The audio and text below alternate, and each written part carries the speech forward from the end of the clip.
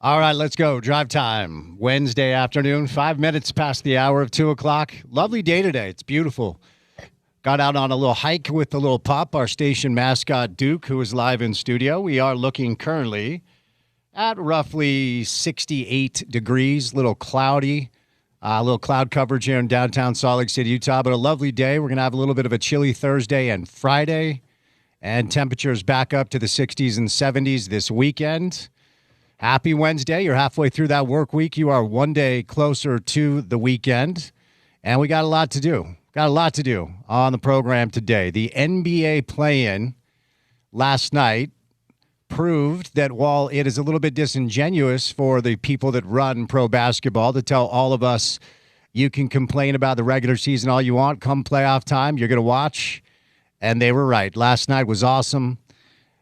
Our guys over at Amazon Prime, my guy Travis Henderson, who was with the Jazz for 30 years. Now, Travis was on the Blazers-Suns game. But our guys at Amazon Prime nearly blew it as the feed went out with about 2 minutes left in the game between the Heat and the Hornets. So we didn't see the LaMelo Ball bucket live. But last night was your quintessential LaMelo Ball experience. Now, there's some parallels we're going to try to draw today watching that game, that the Hornets are actually a team that I think the Jazz could look a lot like next year. We'll tell you why. Charlotte won 44 games this year. They made the play-in, and even though the propaganda from media members that work for the team is, hey, we might be a top 4 team in the West, I don't see that next year. But I do see the potential of a 44 or 45 win team that can make the play-in.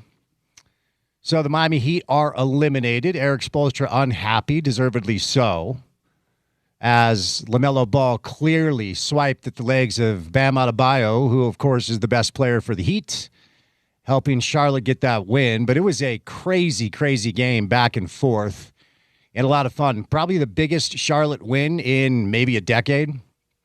And Portland went down to the Valley of the Sun, and they took care of the Phoenix Suns, and the Suns are now eliminated. So coming up tonight, it is the Magic and the 76ers. These games are also on Amazon Prime tonight from Philly at the Xfinity Mobile Arena. And then your late night game is Warriors-Clippers at the Intuit Dome in Inglewood. Inglewood up to no good, California. And then coming up on Friday, the Hornets will play the winner of the 76ers and the Magic game, and the Suns will play the winner of the Clippers and the Warriors game. So the Suns still alive. Portland advances. Miami is done. Still a handful of days away from the coin flip. We are all going to be paying attention to a coin flip and whether or not it goes the way of the Utah Jazz. Jazz and the Kings tied for 4 or 5. And we'll kind of go over some of those scenarios today. The only thing you really need to know is if the Jazz fall to 5, there's still a tiny, tiny chance their pick lands at 9 and therefore goes to Oklahoma City. So NBA playoffs, awesome stuff, man. Spring basketball really is so fun.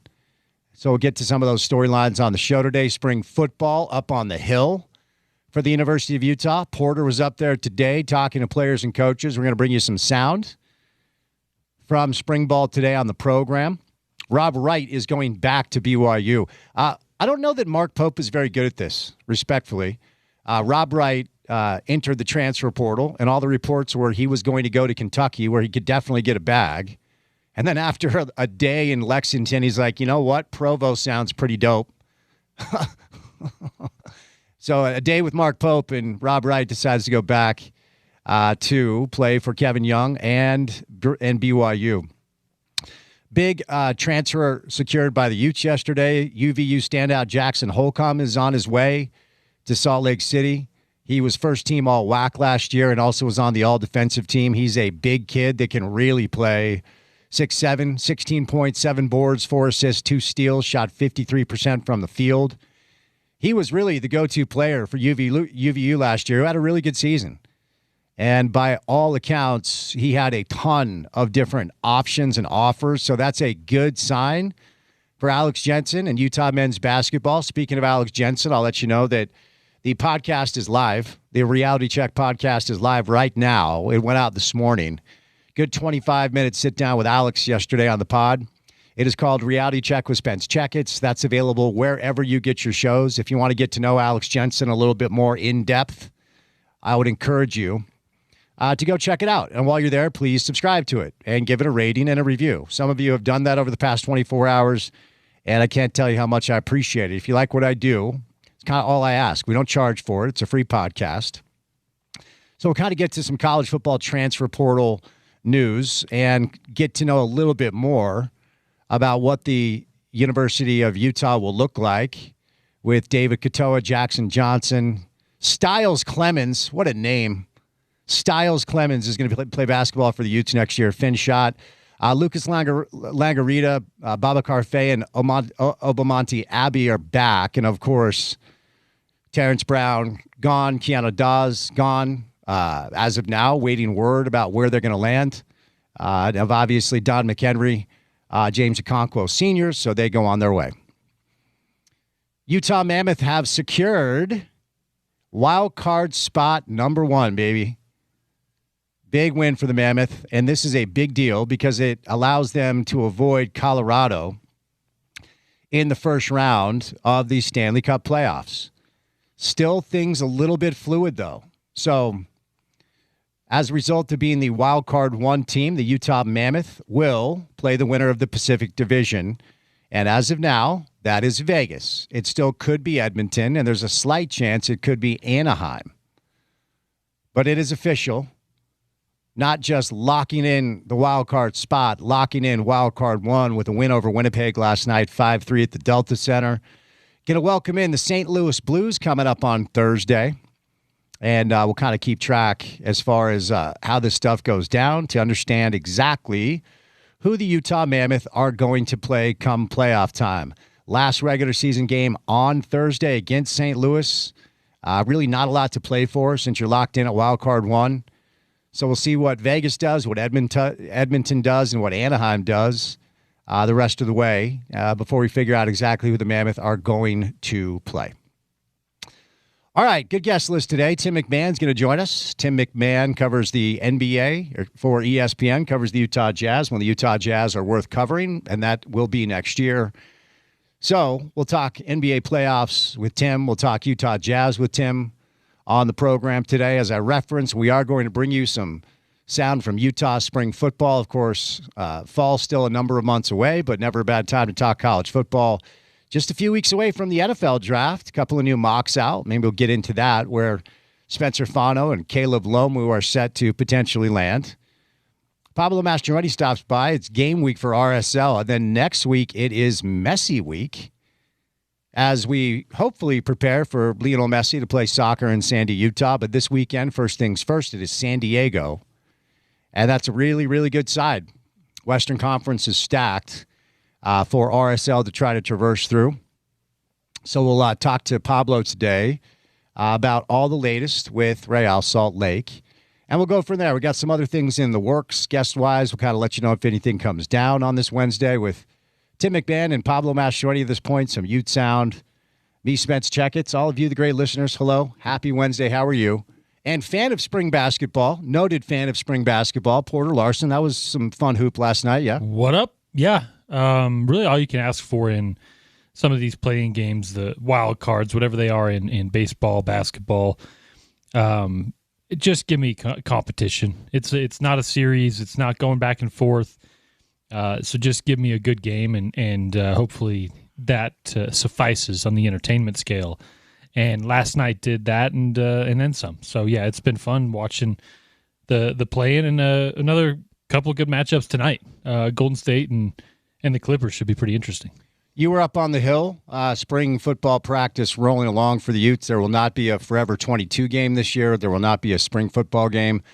You know me, the staple of this show is results over vibes. Yep. But give me a vibe check. You were up on the hill. How are things feeling right now? Yeah, guys are confident. They're confident, and they are expressing a lot of optimism with the personnel groups that I have questions about, right? The depth there along a brand new offensive line. On the other side, in the middle as well, you're replacing a bunch. So for Utah, in the cornerback room, where you've got some transfers that have got legitimate reps underneath them, but not here, not in this system. So a lot of optimism for the position groups that I have questions about, and that's got to bode well for fall. But as you said, we really, really won't know until we get the pads on. Indeed. So we're going to get you some sound today, including a Coach Shaw pep talk. Never a bad time for that. Sharif Shaw, Porter was able to catch up with him.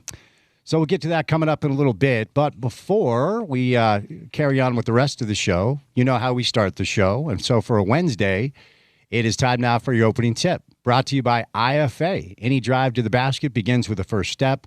On the court, that's the ultimate power move. IFA's Step 1 crabgrass preventer and lawn food is the first choice to give your yard the healthy, thick, green look you admire.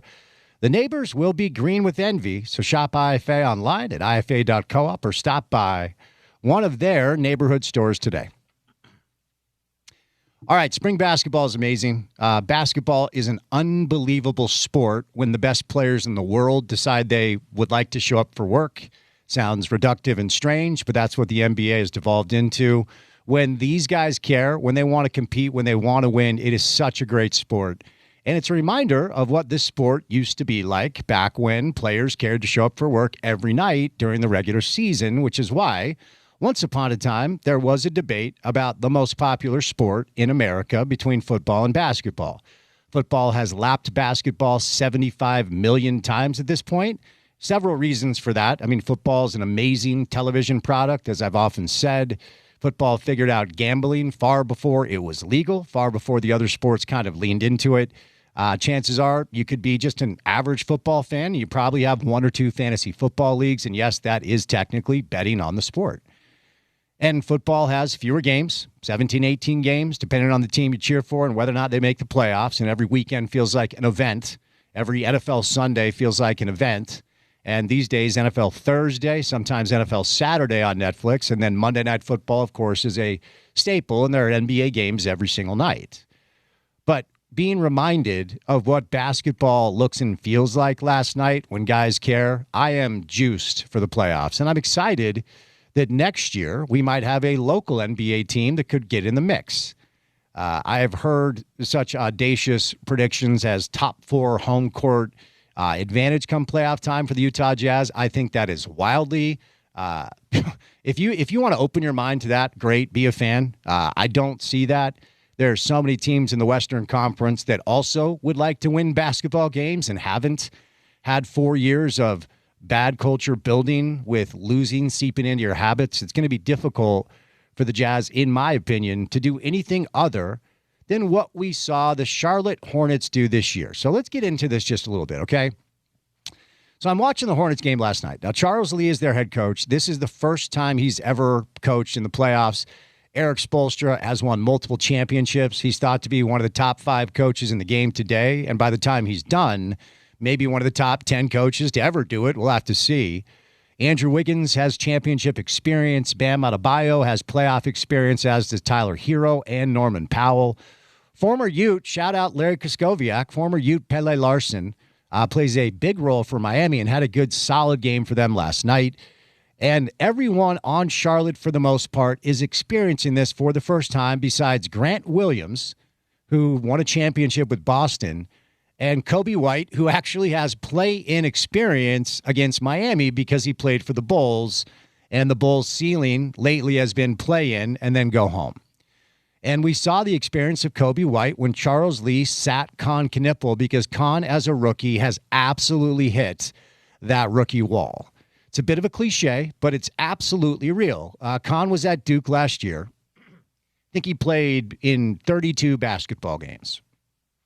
When you go from a situation where you're playing 32 basketball games to, with preseason, regular season, and now playoffs, you're approaching 90 games, it's just inevitable that at some point the wear and tear of this league is going to get you.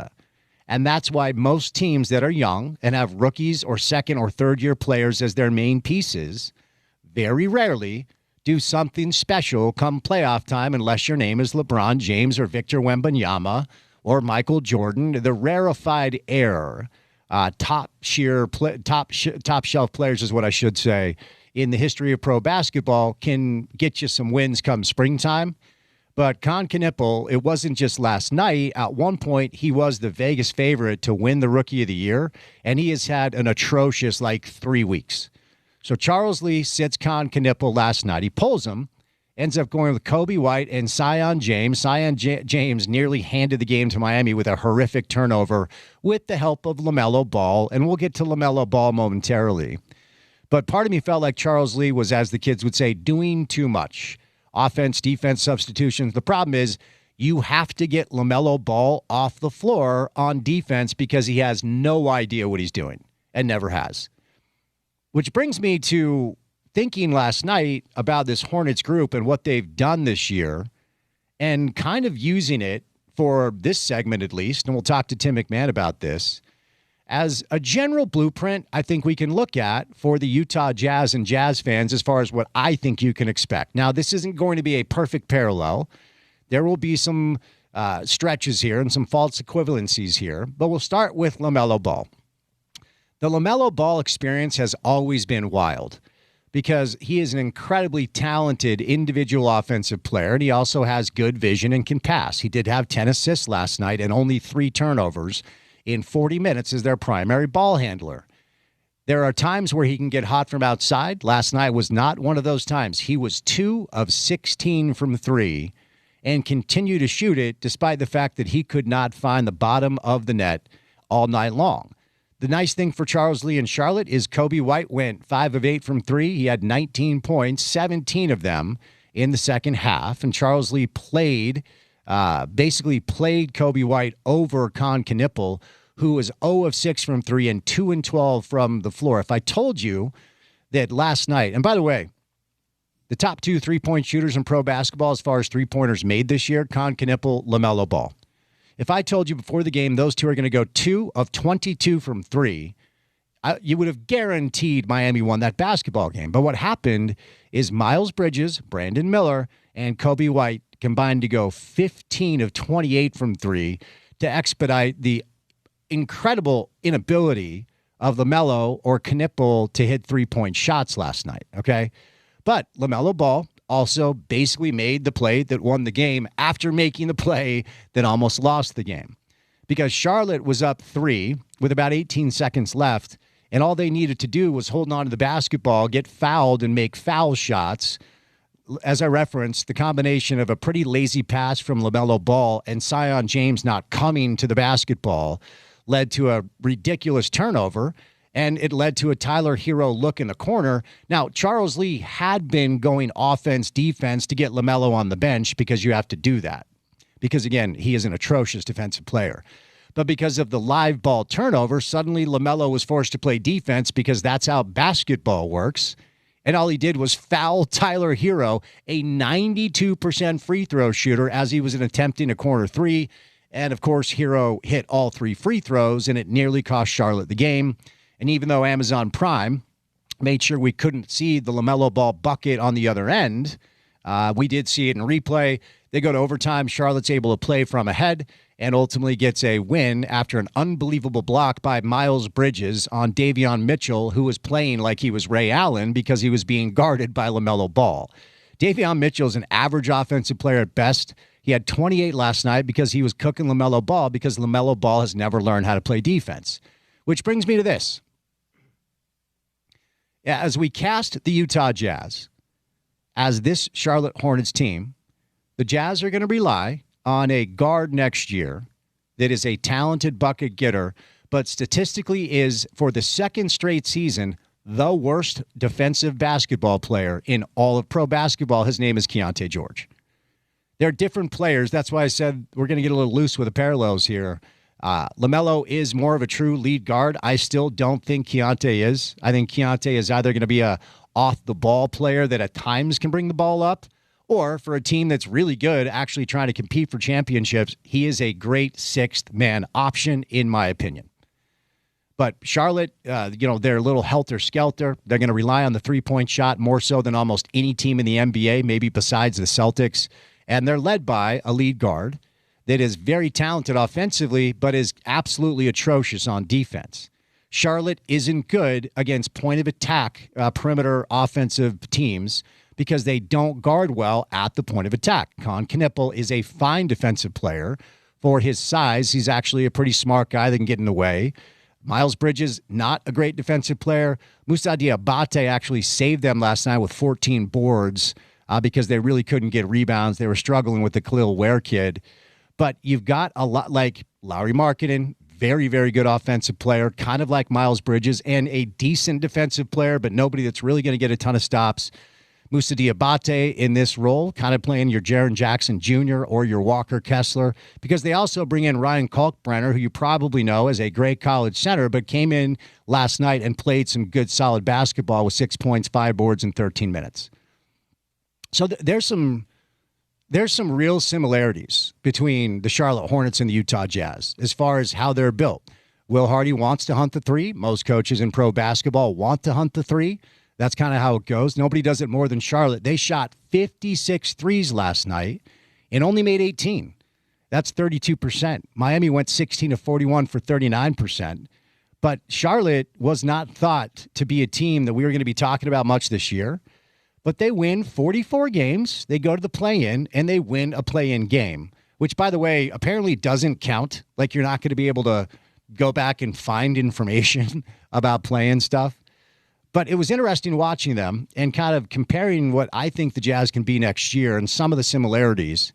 And if we're going to be realistic, which we try to be on the show, I don't know that as a Jazz fan, you can expect much more than about 45 wins next year and maybe a play-in. And if there are injuries, those are always things we can't predict. Maybe something else could come their way. More NBA play-in tonight, though. Excited for both of these games. We are going to see the early game, which is the Magic and the 76ers in Philly, and then the Warriors and the Clippers in Los Angeles. We'll catch a break and bring in Tim McMahon coming up on the other side of a Wednesday edition of The Drive right here on ESPN 700.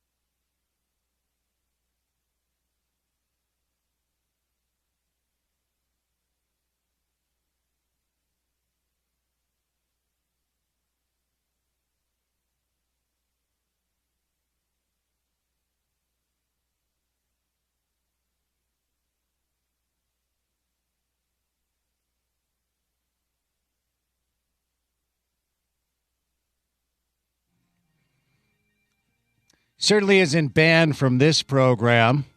Joined now by our guy to talk some NBA basketball. Tim, I want to start here. I'm sick of listening to the Hoop Collective podcast and those guys not understanding your incredibly complex and entertaining sense of humor. You need to start standing up for yourself. Oh, they understand it, howdy partner. They just don't enjoy it, which is fine with me. Okay. All right. Well, I enjoy it. What was the Con Knipple pun you made? You found out he didn't have a middle name. What did I hear that right? Yeah, I looked it up. He does not have a middle name. Looked it up on Basketball Reference. He's Con Knipple II, and I said clearly his middle name is not Fidence because he lost confidence. It was a rough one for old Con last night. The Warriors pulled it out, but man, when you're a shooter who's passing up shots and then the coach pulls you with the not just the game but the season on the line, we'll chalk it up as a growing pain for the Rookie of the Year, likely runner-up. Well, I thought it was comedy gold, Tim. Well done. Let's stay in this space. Look, we've talked all year about the walking line where people in charge of pro basketball say you can complain about us, but we signed a $72 billion TV deal and you still love the playoffs. I know that was play-in, but that was great theater last night in Charlotte, yeah?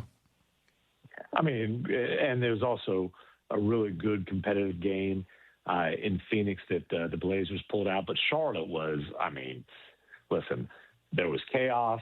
There was legitimate controversy. There was a wild ending of both regulation and overtime. I hate that the controversy is Bam Adebayo getting hurt on what was clearly a dirty play by LaMelo Ball. It makes it difficult to celebrate what other than that was a really fun game. But tell me you weren't entertained watching it.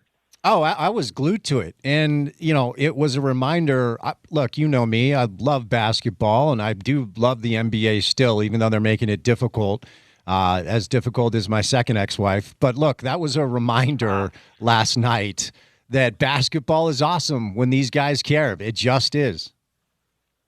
Yeah, it is. And the Hornets have been one of the most entertaining teams in the league for months now since they really started this turnaround. Honestly, the Heat are a bit of a mess right now, for being real about it. But they came to play. That was one of their better performances over the last month or so. And again, it was a great product. The technical difficulties were unfortunately timed, to say the least, but brief. And we got to see the grand finale, the wild ending, the whole really LaMelo Ball roller coaster experience summed up in one game. And frankly, in about 30 seconds at the end of the game. Yeah, absolutely. And that's kind of where I started the show. And we won't spend a ton of time on it because I do think it's absolutely obvious. But walk us through, the play with LaMelo and Bam. It was a little bit of it was hard to tell live what happened, and then you see the replay and you're like, oh, dude, he's got to be ejected like quick. Why exactly was that play not reviewable? And tell me what you saw from your eyes with the LaMelo Ball Bam Adebayo situation. So, because there wasn't a foul called. Oh, okay. They couldn't review it, and it was one of those things where. Like, for example, if Bam would have fallen out of bounds, then there's a stoppage in play, right? If he'd have fallen out of bounds with the ball in his hand, right, then there's a stoppage in play, and the Heat can challenge. There can be a review there. But because he saved the ball and it's transitioned the other way for Miami, there's no stoppage in play. There's no chance to go back and review it. And, adding insult to injury. The sequence ended up being LaMelo Ball getting an uncontested dunk while Bam Adebayo sitting there writhing in agony on the baseline. I'll be honest with you, I didn't think it was a flagrant 2. I definitely thought it was a flagrant 1. Now, do you escalate it to a flagrant 2 because it caused injury? You can have that debate, but I thought Melo's explanation post-game was the epitome of weak.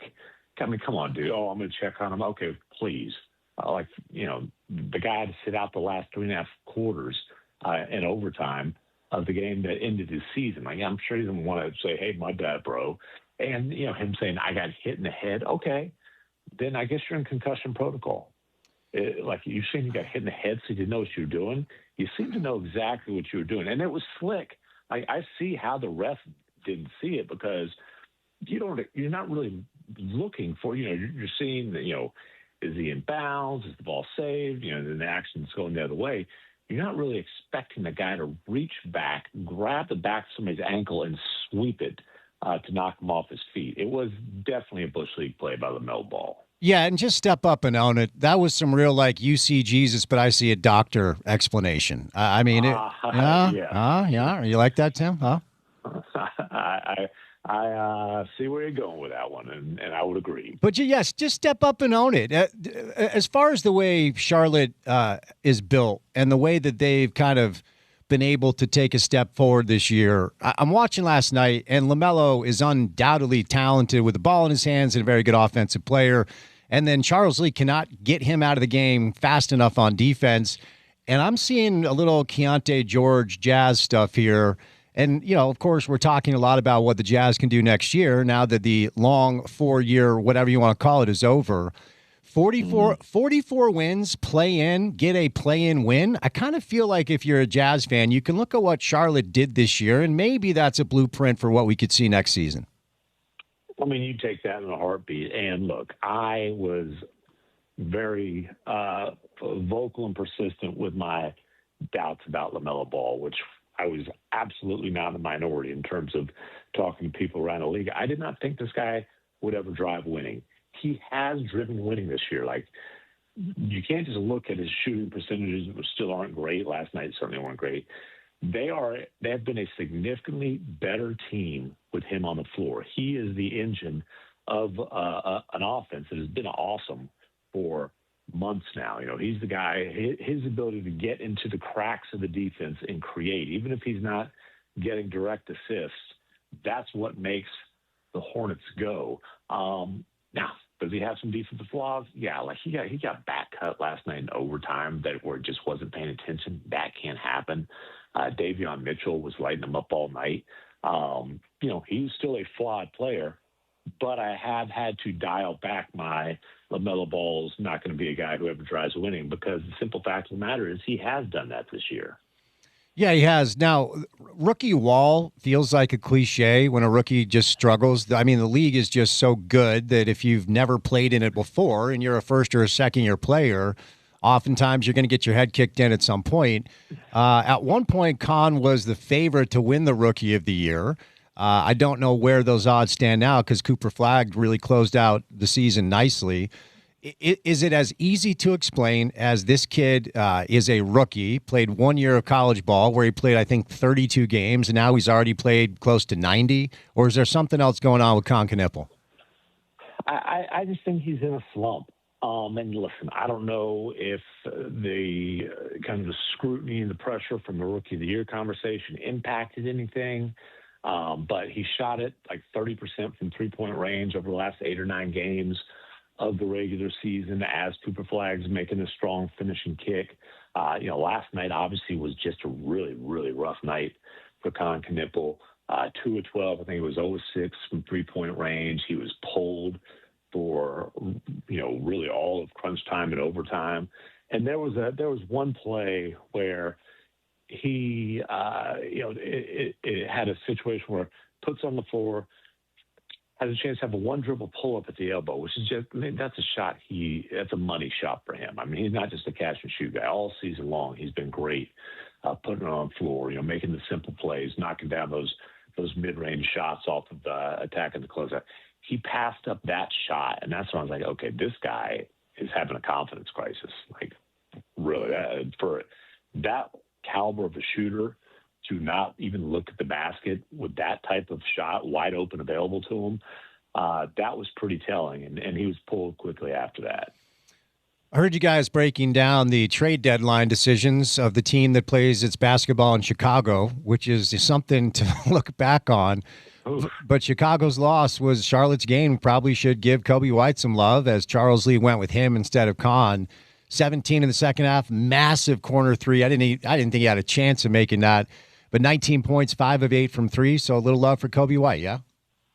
No question. And, he saved their season. I mean, he got cooking in the second half when they really needed somebody to get going. And, as you said, he hit the biggest shot of the Hornets season, sending that thing into overtime on an extremely tough, catch and turn jump shot, 3-point shot.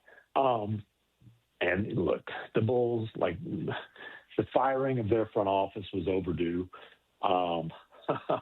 But they certainly they helped Minnesota and they helped Charlotte at the trade deadline. I don't know how much they helped themselves. At least they got Jaden Ivey out of it because that worked out. Let me ask you about the Heat because there are some things to like about this roster. Bam is awesome. When Hero gets going, he's still good. Andrew Wiggins is a champ, but if they're going to get back into the mix with the top 4 or 5 teams in the East, this is a pretty important offseason. What do you think it looks like down in South Beach?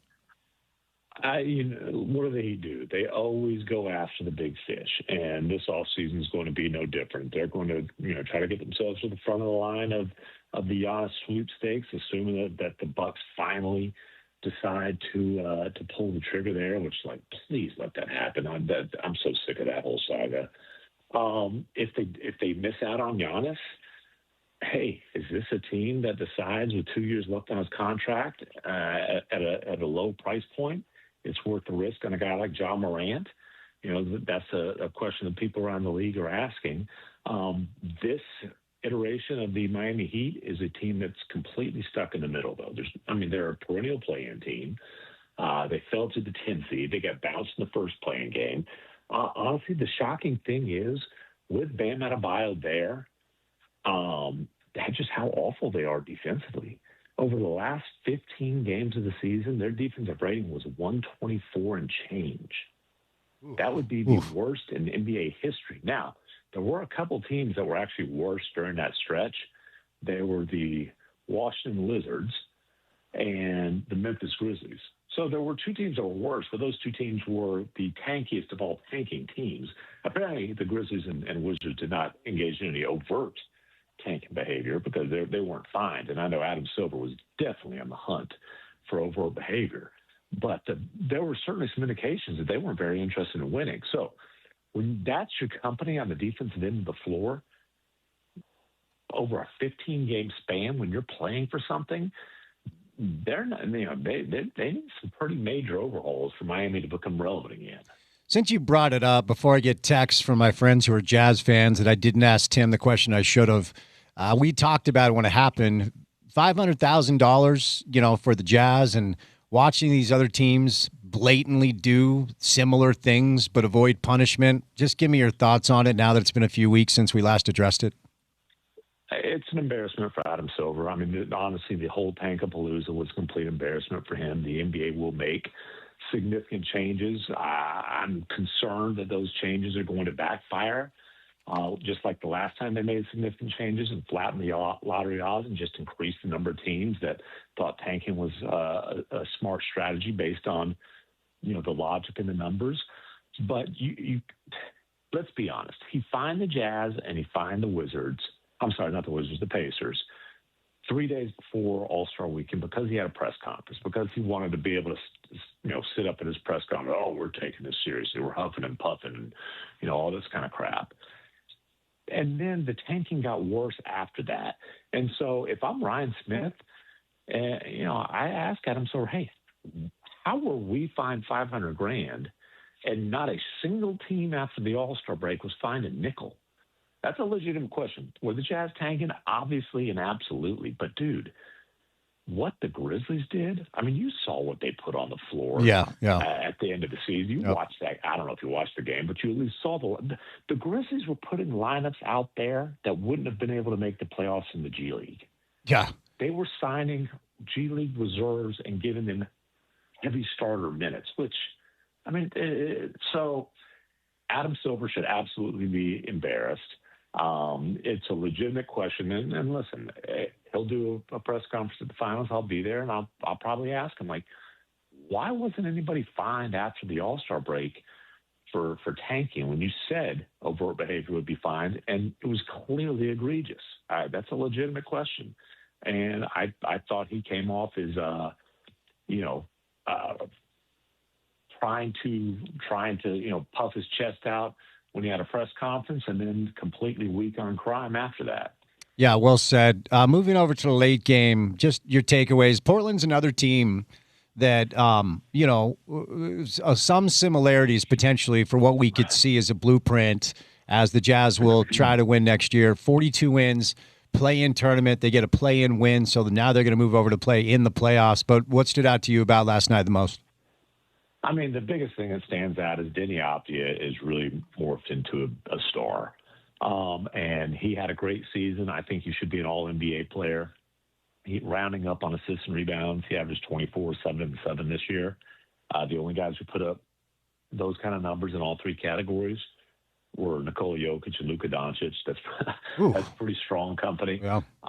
And they probably would have had a better record if he dealt with some pretty significant back issues that had him in and out of the lineup for a while. But that's a guy who, it's a reminder. Like, hey, 4 or 5 years into a guy's career, don't think that you can clearly define who he can be as a player, because let me tell you.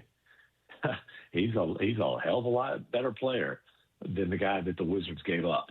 That was a great trade for the Blazers. And, the Blazers, they're kind of a team that's stuck in between. I don't really know what they're doing with their roster, but I know they've got a dude they can build around him.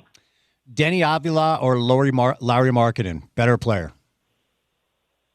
I mean, this year it wasn't close. Sure. Yeah. I look forward to seeing Lowry in a situation next season where, he's trying to win every single night, and he's on a team that's trying to win every single night. And we can come back to that conversation. Clearly, very different players.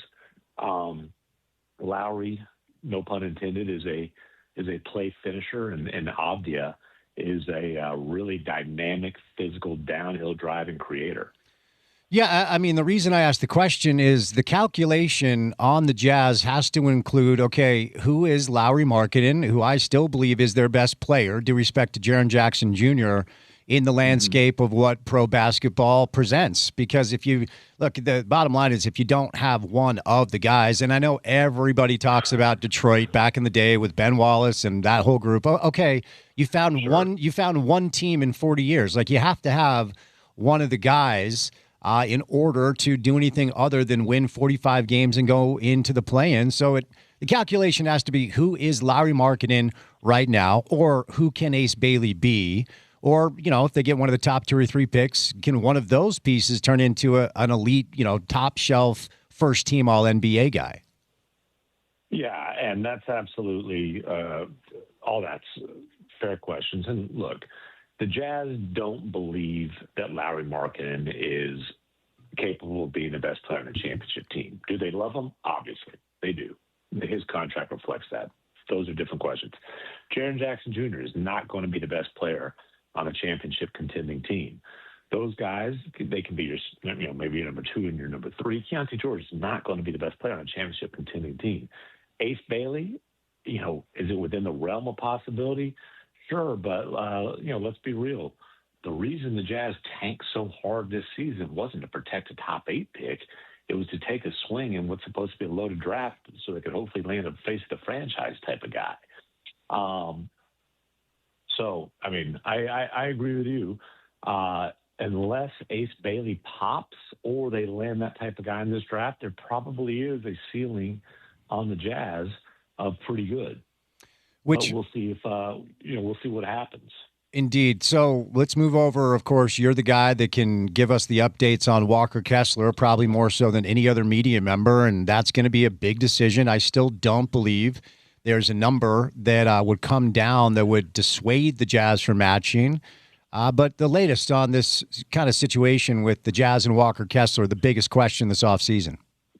Yeah, I really don't have anything fresh in terms of any updated information from what I've told you before, which is the Jazz like Walker Kessler a lot, have him in their plans for the future, and intend to offer him what they think is a very reasonable and respectable contract, probably something in the $25 million per year range, in that neighborhood at least. and that the folks representing Walker think that he's worth significantly more than that. And it is their job to prove that in the market with him as a restricted free agent. So stay tuned. I would be surprised if this is the kind of thing that is settled, in the early hours of free agency. I'll put it like that. I think this one, and restricted free agency kind of naturally creates some tension, right? And it's a challenging situation for an agent to be in, and for a player to be in. But the other thing that happened around the trade deadline is, for example, the Washington Wizards, they spent their cap space. They went and got AD instead of waiting and trying to put a big offer sheet on the table for a guy like Kessler. There's some other situations like that. If you ask me what I think is the most likely scenario, I think that he's in the Utah Jazz uniform next year. But we'll see how the business part of things plays out. See, here's where this gets really interesting, Tim, is, Lauri Markkanen, 46.1, Jaren Jackson, 49. If we put Walker in at 25, then they have to do their calculation on Keontae next year. And if Keontae plays his way into a $25 million range, that's your group. That's your core four. And if they're all getting that money, Tim, it's not just your core four. You're now scratching luxury tax territory for the team that you have, with those being your four building blocks, right? I mean, they've got some tough decisions to make coming up in the next year or so. Yeah, and Keontae is extension eligible. They obviously did not get an extension done with Walker and didn't really come close. We'll see how that plays out with Keontae. Ace has a few years left on his rookie deal. You would hope at the end of that deal he's going to be in line for a large raise. If he's not, then he's been a disappointment. And then you hope that they land a guy in the lottery here who is ideally is going to be a max player on his next deal. We'll see. There will be financial decisions that the Jazz have to make this summer and every year moving forward. But I agree with you. I think their core is those four guys: Ace Bailey and the dude that they land in the lottery this year. All right, before I set you loose, just what do you think happens tonight? Philly's a slight favorite, and the Clippers are actually a pretty healthy favorite. Who do you think wins the two playing games tonight? Yeah, I'll go with the favorites. Orlando, it's been a rough year in Orlando. Jamal Mosley, to me, has done a great job there, but I think it's about to come to an end. He's been at odds with Paolo Banchero, who's the face of the franchise, and typically that one doesn't go in favor of the coach. I don't think it'll be his last coaching job, but I think he might be coaching his last game for the Magic tonight. And then, the Warriors just aren't. Let's be real; they're not very good. Since Jimmy Butler's gone down, that team has not been very good, and they essentially need Steph, who's not played a whole lot over the last couple of months, to put a cape on and save them, and that's asking an awful lot of a guy at that age in those circumstances. Well said. All right, Tim, good stuff today. Appreciate the time. Safe travels, and we'll chat soon. Appreciate you, brother. Tim McMahon covers the NBA for ESPN. He wrote a book about Luka Doncic called The Wonder Boy, and he covers the Jazz when the Jazz are worth covering, which hopefully will be next year. At Band McMahon is where you find him on social media. Before we catch a break, our friends at Advanced Window Products have a spring special going on right now that you got to jump on, okay? So it's about to get really warm. That's how it works in our state. When it's summer, it's warm. There you go. And when it's winter, guess what? It's cold. Did you notice your house was cold this winter season even though you had the heater on? Have you noticed that when it's summer and it's warm, your house is hot even though you have the air on? Well, it's likely your windows, and so if you've been waiting to get them replaced, right now is a perfect time because you can save $2,500 when you purchase 10 windows or more. Now, if you don't need 10 windows, they're going to prorate that discount for you for fewer than 10. So you're still saving money. These are great people. We've worked with them on the station for years. Been to their facility for remotes. This is Nate Orchard, the mayor of Sac Lake City, and played in the NFL for 8 years, a Ute legend, and his buddy Jake Weber. It's a family-owned business. So they're here to service the community. If you've been waiting to replace your windows, now's the time, and they are the people to do it for you. Give them a call to take advantage of the spring window special where you save $2,500 when you purchase 10 windows or more, or prorated discounts for fewer than 10 windows. Here's the number. Call them now at 801-850-9100. That's 801-850-9100, 801-850-9100, or online at advancedwindows.com. All right, we'll catch a break. 1 hour down, 3 hours to go. More of the program coming up next right here on ESPN 700.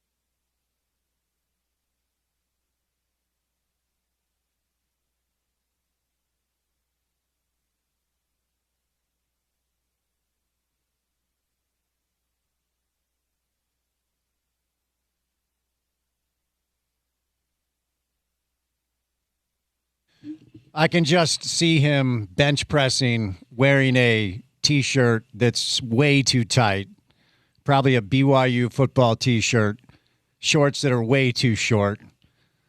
Jason Shepard, how accurate am I at my current description of where you are right now? Did you have spies at the gym this I knew morning? it. I knew it. See, I told Porter he's a Metallica guy, and he never wears T-shirts that fit. What's the update on the T-shirt size currently? No, I wear a medium. Smedium. Yeah, I wear a medium. Bro, those things No, are not hugging tight. medium. I wear a medium because, see, large is just a little too big. I'd rather have, it's a little form versus baggy. So, yeah, there you go, mediums. If you're working hard to keep the pythons where they need to be, you got to show them off, yeah? That's what I'm saying. You know what? Like, if you're going to put in the work, be able to show a little bit off, right? As I've always said about Shep, sun's out, guns out, baby. How you doing, man? Thanks for the time. You bet. Yeah, I'm doing real well. I'm happy to join you. You should be doing well because BYU got some good news today. And after spending a day with Mark Pope, Rob Wright was like, yeah, I'm going to stay in Provo, which is pretty interesting. But I do want to talk AJ in a minute, but this is a big get for Kevin to get Rob back on campus. What do you think? Yeah, no, it's huge. And, it was one of those ones where you always tell yourself, let's just let this thing play out. But when you've got all of the reports saying that, Kentucky is the heavy favorite, and you've got all these different publications putting him as a, 100% crystal ball that he's going to the Kentucky Wildcats, it's hard not to think, well, you know what, we're going to have to probably go a different direction and have a new point guard with this basketball team. But the one thing that I always knew, and I've been around Rob enough and talked with him, he really does like BYU. BYU is a really good fit for Rob, and I mean that from an on-the-court standpoint, and I also mean that from just an overall environment standpoint. He is a really good fit for what BYU wants to do, and I know how much he enjoyed last year. And obviously, when you get into these situations, there's always so many different variables as to why you'll get into the portal. But I knew it wasn't because he had a bad experience at BYU. It wasn't because he didn't like his time here. And so it was one of those ones I just kept telling myself, just let this play out. And then over the last, 24, 48 hours, you start to see that the tides start to change. And instead of it being, well, it's almost a done deal, he's going to Kentucky, well, maybe there's a chance he comes back. And then obviously within the last, day, he's leaning towards coming back. So it's huge. It's huge for a couple of different reasons. Number one, it is another player that you can bring back. That he's obviously your point guard. It's the most important position on the team in terms of getting this team into the offense. And he is a guy that they trust immensely. So you're not going to have to switch up the scheme unless you want to because of the players around him. So from an on-the-court standpoint, it's big to have your starting point guard back. But it's also another example of somebody choosing BYU. Just looking at Richie Saunders and with Rob Wright, those are two players that could have gone to Kentucky and chose to come back to BYU. And I think that says a lot about what Kevin Young has and what he's done with this program, that BYU is a place where people are choosing to come here, and they're choosing it over legitimate basketball programs historically. I think it's a big deal on many fronts. So let's stay in this space for a minute. Colin Chandler, that's official, right? I've only seen reports, but that news is out there, right? That Colin Chandler is coming back to the state and he'll play for Kevin as well. Look, he's really good, Shep, and he's a Davis County kid, better known as God's country up there, and so I think he's a pro. Like I think he's an NBA guy, and I would imagine he just looked at Kevin sending Yegor and AJ to the NBA and decided that's the spot because he did grow up a Utah fan. But what's the buzz about Colin Chandler leaving Kentucky to play for BYU? Yeah, it's huge. I mean, everybody was disappointed because obviously he was an original commit to BYU, and Mark Pope was the coach. And then, after his mission, Coach Pope had taken the Kentucky job, and and Mark was able to get him to come out to Lexington. And obviously BYU fans were real disappointed because they knew how good of a player he was and how big of a talent he was. So to be able to get him a couple of years later, everybody's excited. And it's an opportunity, obviously, for him to be able to come back home. And it's an opportunity for him to play for a coach that, like you said, he knows that not just Coach Young, but the staff that he's put together, they now have a track record and they have proof of concept of what they've done over the last couple of years, that if you want to go to the NBA, BYU is a place that you can go for that type of development to prepare you for the next level. And, you know, we were talking about this on BYU Sports Nation earlier today, that because the question was simply, what do you make of this news? And, you know, my initial thought was, look, BYU's got one of its pillars of the program for the foreseeable future. And that was before we officially knew about Rob Wright. We were talking about it at the time as if it's probably trending this way, but it hadn't been made official. So now you've got, with Rob Wright and Colin Chandler, you've got two concrete pillars of what this program will be next season and hopefully for a season or two to come. And now you can start to build around it. You've got some guys that hopefully will be healthy that you can add. You still need a 5, and quite frankly, probably a backup 5. So you still need some size, but you've got a really good start to what the core of this team is going to be. And not only do you have that, but we're talking about guys that could potentially be all-conference players. So I don't know how much you've watched this Bruce Branch III kid. He was in the McDonald's All-American game, and he's really good. But I'm sure you know this. Warn everyone down there that he's not AJ, because I feel like, was it Matt Carlino who was the point guard after Jimmer? And everyone's like, oh, we got the next Jimmer. It's like, no, you don't. You've got a fine player. So Bruce Branch III is really, really good, but AJ's once in a generation. Tell me what you're hearing, though, about Bruce Branch III. Yeah, and I if I sound I'm trying to be vague, it's because until he officially signs, I actually cannot say his name. Oh, yeah, that's right. So, but I mean, I can certainly talk about him. I just can't say his name officially. Hoping that will be something that's official with fairly shortly. But look, you're talking about getting another 5-star recruit in here, and you know, he's a wing, and you're right, he's not going to be AJ. And I hope we don't get to the point where people, if somebody's not AJ DiBanza, that there's sort of some disappointment there. And I hope that's not the case. And honestly, I don't feel like that's the way people are looking at him. But yeah, I mean, he's a different type of player, and I honestly think it kind of allows Kevin and the staff to be able to kind of utilize a similar offense, but with some different personnel, some different looks.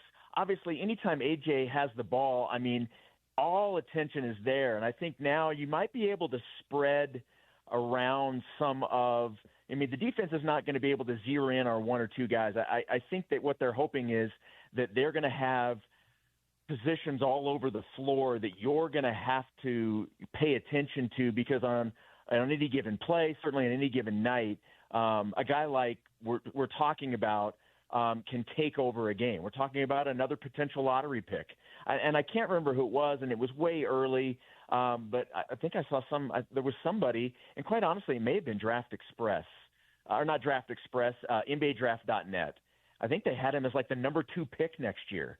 And again, I mean, I'm not putting a ton of stock in that right now, but that's the type of game that this guy has that people are taking notice of. But it's another, like I said, another 5-star recruit that Coach Young has been able to go to and sell him on what BYU can do for him, knowing that the NBA and playing at a high level in the NBA is the goal. And I think that is the trend that Coach Young has started going now into year 3. Am I seeing that Jake Wallin just committed to come to BYU? He did, yeah. That happened a couple hours ago. All right. Give me your thoughts on that. We had him up here for a minute. He's a hell of an athlete. Yeah. Yeah, two years at Utah, and then the last year at Clemson. Look, he's another guy with the two main things that BYU said they were looking for at the end of the season for this upcoming year was shooting and size. Now, sometimes you can get that in one player, and that's Jake Wallin. He's 6'10", and I believe in the ACC shot over 40%. I think he was at 41% from three. So this is a guy that can give you both. I mean, obviously he's much more of a stretch big, but he is a guy that can go to the basket if needs. He's a good slasher. But yeah, no, that is another guy. I think that's one of those guys that probably comes in and is part of your bench core that can come in and provide instant production. But yeah, it's not an official thing yet, but he did announce on social media that he has committed. All right, so let's look back on the season since I haven't been able to talk to you since BYU's season ended. And, for 2 years up here, Utah football could not catch a break with health. And so when it comes to a team that suffers injuries, it's important to be fair about what that looks like, because it's not just the Richie thing killed them, and it was pretty apparent pretty quickly. They rebounded with a nice win over Iowa State, but we'll get there in a moment. It just became pretty apparent that, and I was concerned about depth anyway, ultimately. And, Kevin Young gave a great interview to Chris Camerati from The Athletic where he outlined their financial model, which is we want to, quote, max out our three top guys, AJ, Rob, and Richie, and then kind of pay veteran minimums to the other players to see if they fit in. But it wasn't just losing some of the pieces they did. It forced Kevin to play players that weren't ready. Like, Kadeem Boom can't dribble. Like, I know he's a energetic defensive player, but he was not ready to meet the moment. I think the Alexei Kostic kid has some things to like, Boscovich and such, but a lot of players were forced to play big minutes, and I'm sure Kevin knew that they weren't ready for that. So how would you just kind of articulate the way BYU's basketball season unfolded? Yeah, it was, in a lot of respects, one of the most exciting because of all of the attention around AJ and the preseason hype and all of the high-profile games. I mean, for crying out loud, Spence, because of some football conflicts where Greg had a football-basketball conflict, I got to go to the Garden, to the Boston Garden, and call the game against UConn. And nice. Yes, it was a loss, but I mean, I got to have that experience. I mean, that's something I will never forget my entire life, is being able to call a BYU game in Boston at the Boston Garden against UConn, for crying out loud. I mean, so you had those types of experiences and those types of matchups all season long, and BYU was on ESPN and all these big networks. So that standpoint was so much fun. But then you had the injury stuff, and it is a part. It's not an excuse, but it is a reason why the ultimate ending was the way it was. And I agree with you. BYU had brought in some guys that they thought that they could count on in certain situations. They brought in some guys that they thought would come in and be the type of shooter or shooters that they needed, and it just never materialized when given the opportunity. The shooting just never came. And most of those guys are now in the portal and moving on. But yeah, you ended up having to use the bench and maybe further down the bench than you had originally anticipated. And in those clutch moments, they just weren't able to meet the moment. And ultimately, it just didn't allow BYU to go as far as I think we all thought they could had they had the full roster and all of the different pieces along the way that they could rely on that we thought going into the year. So the AJ experience turned out to be everything that we thought it could be and more, so much so that your boy drove down to Provo twice, because I'm blessed, to attend BYU basketball games. Bro, I'm talking pregame meal. I'm talking Fresca with a little lovely cherry situation, little ice cream, little creamery. I had the whole experience, and I had it twice so I could see your guy. And look, we are hoping that for once, Lady Lottery luck shines upon us here with the Utah Jazz. And at the start of the year, because, I think most anybody who follows basketball knew that this freshman class was going to be really good. So you watch a lot of the AAU stuff, a lot of the tournament stuff, the McDonald's game. And to start the year, it was Darren, and he deserved it. But I think at this point, if the Jazz get one, or if any team gets one, it is AJ, and I think it should be. You got to know him. You watched him up close. What would the Jazz, knock on wood, or any other team get if they're able to draft AJ DeBonsa? Yeah, well, I think they're getting the best player in college basketball first and foremost. I think he has earned the right to be the number one pick. I would use the word shocked if anybody was taken, regardless of who got the number one pick. If anybody else was taken before AJ was taken, I think he has separated himself. Obviously, there's a lot going on with Darren Peterson, and coming into the year, he was the one that everybody said was going to be the number one pick, and that was a lock. But as the season went on, I think that quickly changed. And I think that for anybody that watched a BYU game and watched AJ DeBonsa, there are two things that stood out to me. Number one, he's already got an NBA game. That mid-range pull-up jump shot is almost unguardable. I just don't know how you're defending that, because he's able to jump so high and he's so straight up and down when he shoots. You're just not blocking the shot. So he's NBA ready already. But the other part about him is he's all basketball. I mean, he loves everything about basketball. He loves to practice.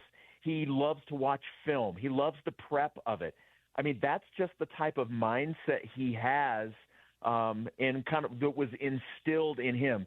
Besides all of that stuff, you and I have been around athletes our whole lives.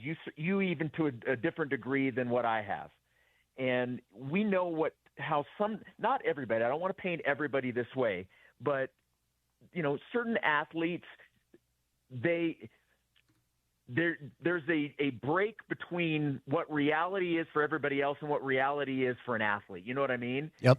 AJ has none of that stuff. He is as normal of a guy as you will find, despite having all of these extraordinary talents and opportunities that he has been able to earn throughout his life.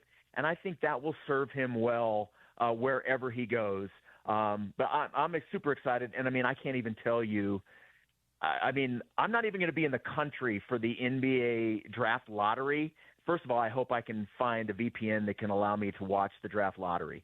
But second of all, if the Jazz somehow get the number one pick, I'm going to absolutely lose it. Oh, I know you will. Why aren't you going to be in the country? Have you been called to serve, young man, and you didn't tell me? No. Heather and I are actually going to be celebrating our 25th wedding anniversary in June. Oh, my gosh. I know, but because I like to be, I won't say frugal. That's not the right word. Just say cheap, bro. We know you. No. I'm being conservative with our money. It's a little cheaper to go in May. So we are going to go. The top of my bucket list my whole life has been London. I have never been there. Oh, nice. So we are going for a full week in May to celebrate our 25th wedding anniversary to London. And it dawned on me about 3 weeks ago, that's the same time as the draft lottery. I hope I can watch it. You'll be able to watch it in London. I mean, I thought you were going to like Zimbabwe or something where you can't watch the lottery. No. It's no. And by the way, it is that I haven't been everywhere, but I've been to a lot of places. London is my favorite international city that I've ever been to. You're going to love it, man. So congrats on that. I'm so excited. Yeah, it's always been top of my bucket list. I am so ready. I cannot wait. Back to AJ real quick. During the Texas game, when Sean Miller was interviewed during that timeout, they're like, "Hey, how do you stop him?" He's like, "You don't," and he was right. Like it's so apparent that he is so ready for this challenge. I mean, hopefully it's the Jazz. Hopefully it's not the Kings or the Bulls. Those two teams have no direction. But give me a thought. Seriously. Yeah. Just no Chicago, no Sacramento for this kid. Let's give him a chance to shine. But before I set you loose, I appreciate the time. In addition to being a BYU guy, you're a big Jazz fan. So let's stay in the scope of reality, not work for the team, and they're going to be top 3 next year. What do you think next year looks like? Yeah, I mean, I know there's a lot of people saying, this could be a 45, 50 win team, and they could be a top 6 team. I'm not saying that's not possible, but I'm honestly going into this season with the goal of if we can be a play-in team, I'm all in. Yeah. I mean, I think that is a reasonable expectation for this team, and I don't think it's setting the bar low. I think it's setting the bar realistic. And if this team can go from where they have been over the last 4 years to being a play-in team with a chance to advance, I'm thrilled as a Jazz fan. That's kind of the way I'm going. Anything past and beyond a play-in team, I am over the moon about it. I think that's exactly the spot. Listen, like what Charlotte did this year, I think the Jazz can do next year. 43, 44 wins and maybe make the play-in. I agree. Yeah, 100%. I don't think that's crazy. I mean, we know how many games they probably could have or should have won had they not been tanking, and thank goodness they did because it was 100% the right move to do. But, I mean, they easily could have had another 10 wins, easy, and that's probably being conservative. So Spence, now that the season is over, I am so relieved that I can finally enjoy wins next year and be upset when they lose, not the reverse. Yeah, well said. It's been a rough 4 years, but I think it's going to pay off. Hey, thanks for the time, bud. Be good. We'll chat soon, okay? Thanks, man. Jason Shepard used to produce the Bill and Spence show here on ESPN 700. That was like 15 years ago, something like that. Now with our friends down at BYU TV. All right, coming up next, our guy Porter Larson was up on the hill today at Utah spring practice. So we're going to bring you some sound from players and coaches. A little bit later on, there are credible reports starting to surface that Live Golf is about to shut down. We'll get to some of those storylines. We still have Pablo Mastroeni to join us as well, as it is game week for Real Salt Lake after a break last week. I want to let you know that Zach Top, that guy, is taking over the Utah First Credit Union Amphitheater on July the 9th. Tune in to the OC show this week at noon for your chance to score some tickets. We'll catch a break. Utah football sound coming up on the other side right here on ESPN 700.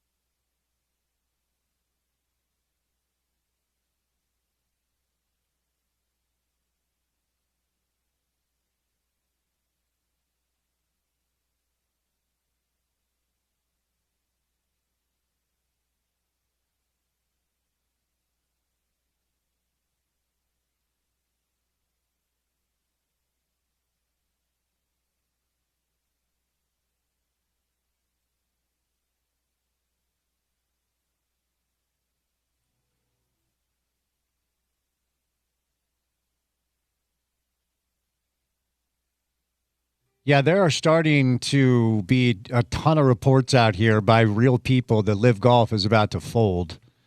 So some interesting stuff in the world of professional golf. Of course, Brooks Koepka already jumped ship and is back on tour. Patrick Reed is going to do the same.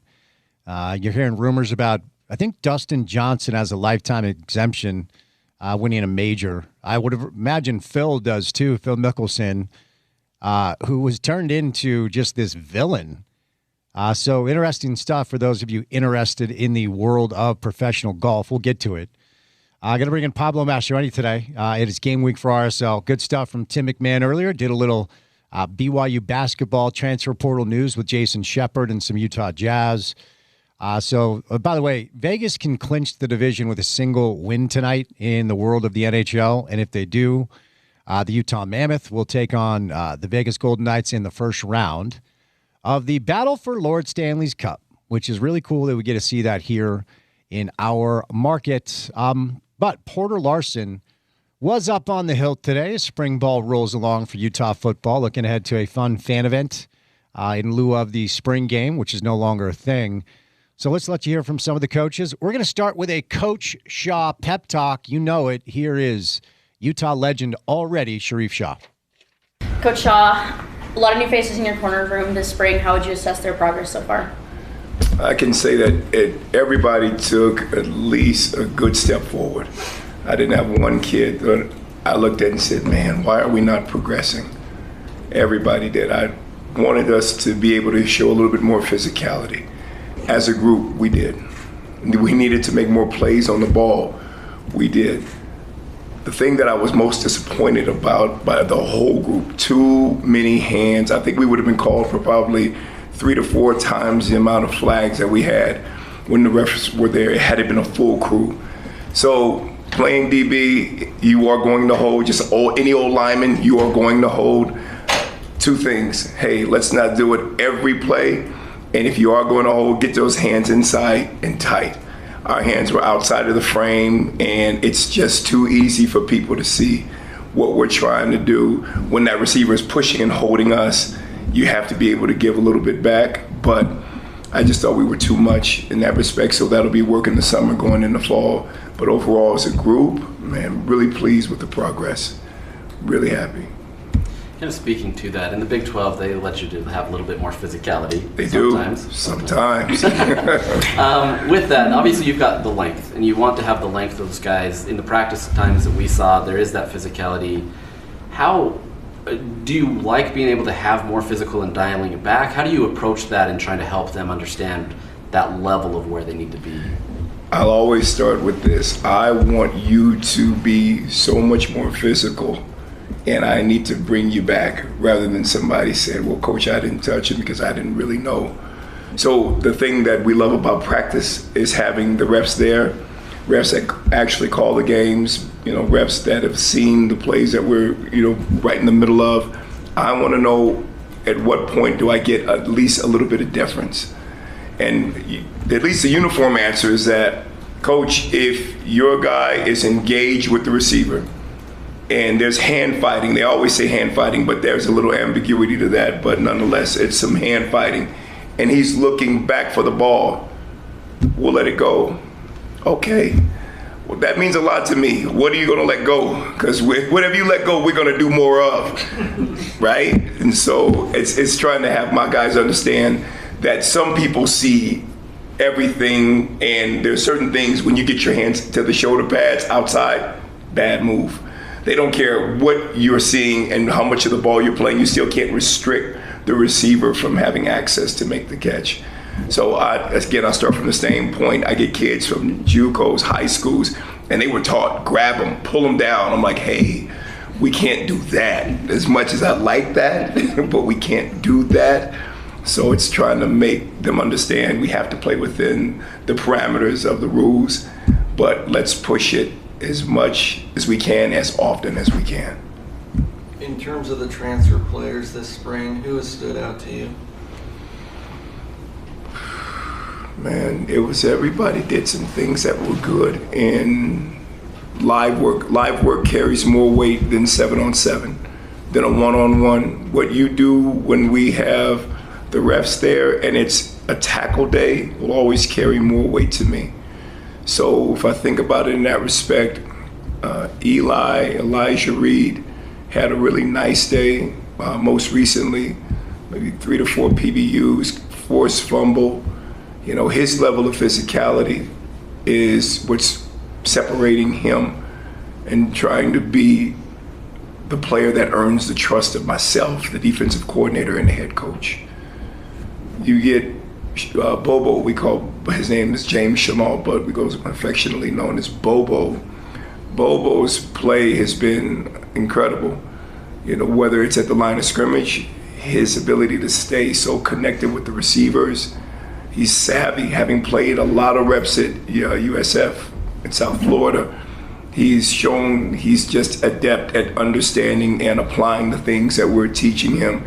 He said, Coach, his favorite reference is, oh, okay, you called that this, you called that, we called it this. He said, but you understand what I'm trying to convey? Yes, Coach. So he has a lot of experiential knowledge that allows him to make more plays sometimes in certain situations.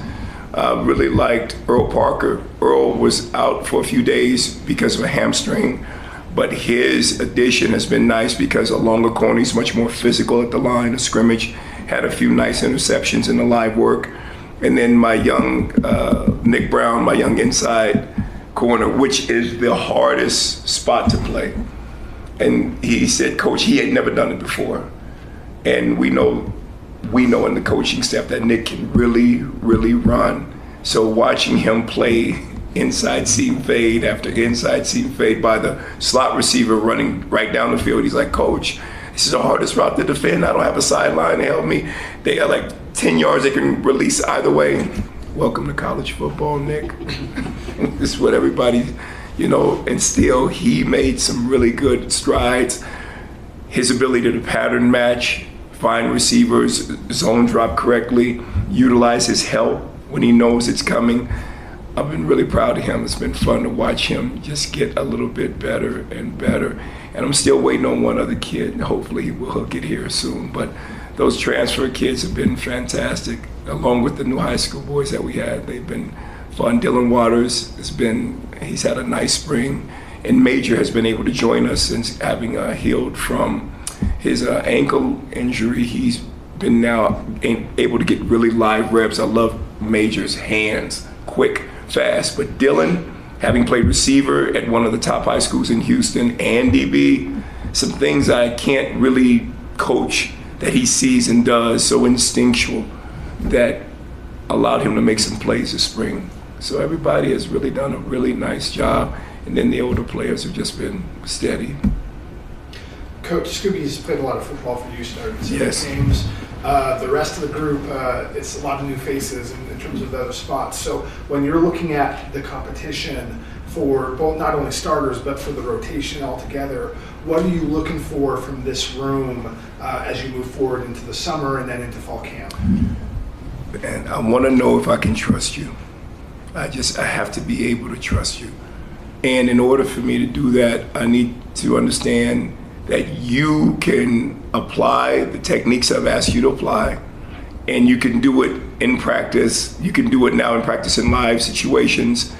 And so the kids that are starting to do that are just gaining more trust. And you see J.C. Hart, who's starting to play well, who's been in now the program. Scooby has the most experience, and if you ask him, he'd be like, Coach, I still have so much more to learn. I have so many more things to perfect and get better. But his current state is what you want. You want somebody that is willing to tackle, can play fade balls, slants, understands certain formational tendencies. I want us to be better and smarter. And so when I see ball players like JC growing in knowledge, Jeremiah Caldwell, we call Rock, growing in knowledge, having the ability to say, Coach, I've played safety now. I came as a corner, and now I'm playing nickel. Just the unselfish belief in themselves to say, I can help. And you got to believe that. You have to believe that I want to be unselfish, Coach. I want you to play me where you think I can benefit the team. That's what I'm really looking for. Coach, can I play in the big packages in 4-3? Coach, can I play in the red zone? What about in the packages where we know there are going to be tons of receivers that are going to be deployed? Can I be utilized there? That's what I'm really getting excited for, because that wasn't the case when we started in February. Wasn't the case in March. Everybody was, Coach, I only played outside corner, or Coach, I only did this. Well, I only coach corners and nickels, so you're only going to do what I ask you to do. That's what you're going to do, right? I mean, kids will tell you some crazy stuff. Well, I only did this. Great. Well, I only want you to do what I'm asking you to do. That's all I want you to do, right? So you start to see just a little bit of a change in the young man. Coach, how can I help? Instead of, I only did this. That's what I'm looking for, to find who can I trust to be on the field? Who's going to be that extra rotational player? I put JC in a position where I said, I want you to only to be the big 4-3 corner. We only have one corner in our big 4-3 package. We're dealing with bigger offensive personnel groups, and that corner needs to be physical when called upon. He looked at me, he said, who's going to rotate with me? I said, nobody. It's just going to be you. So when it's called, you get ready. He said, okay. He wasn't like that before. He's like, well, I don't really know if I can do that.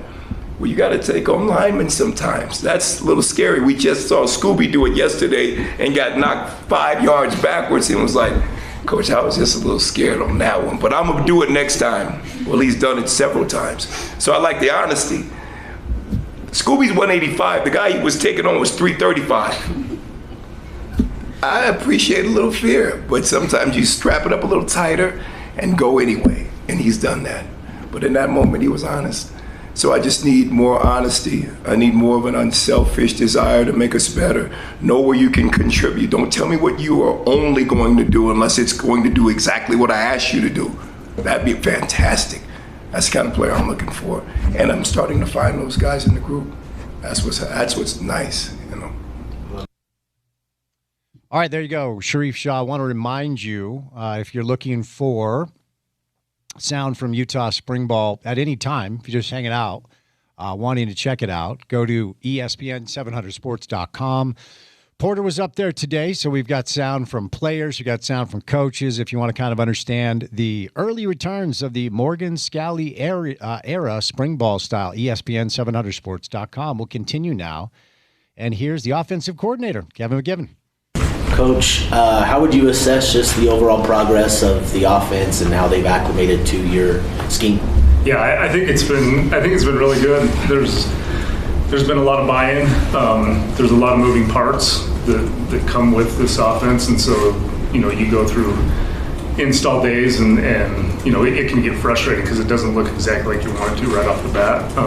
But just stay the course with it, and but the guys are putting in a lot of preparation. Like I said, a lot of buy-in, and we've seen a bunch of progress up to this point. So, offensive line play is going to be key this season.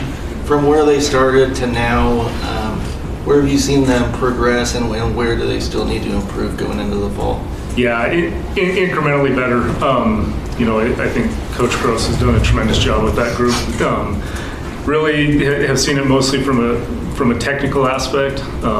Just the fundamentals, pad level and first 2 steps, hand placement, hat placement, all those kind of things you talk about with offensive line play has gotten way better. The defense has thrown a bunch of stuff at them, and so they're having to protect against a lot of looks. They're having to implement run schemes against a lot of different looks, whether it be pressures or whether it be base looks or whatever it is. But they've done a great job handling that stuff, and so their recognition, application of scheme has gone way up. I think from an improvement standpoint, it's really just deciding who the starting 5 are, what their roles are, and then just building that collective chemistry.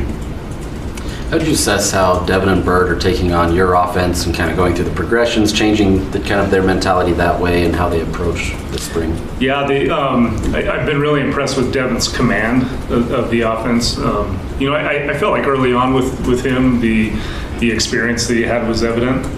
Regardless of the system, he's been exposed to things, and he's been in that starting role for a long time, and so it was really just applying the new things he was learning and all the moving parts that come with the system. But has, the command that he's developed over that, especially the last couple practices has been really impressive to see. Like I said, the same thing with him. His application of concept, his making decisions pre-snap, post-snap, and with some of the new concepts that we're running or that he's been exposed to for the first time.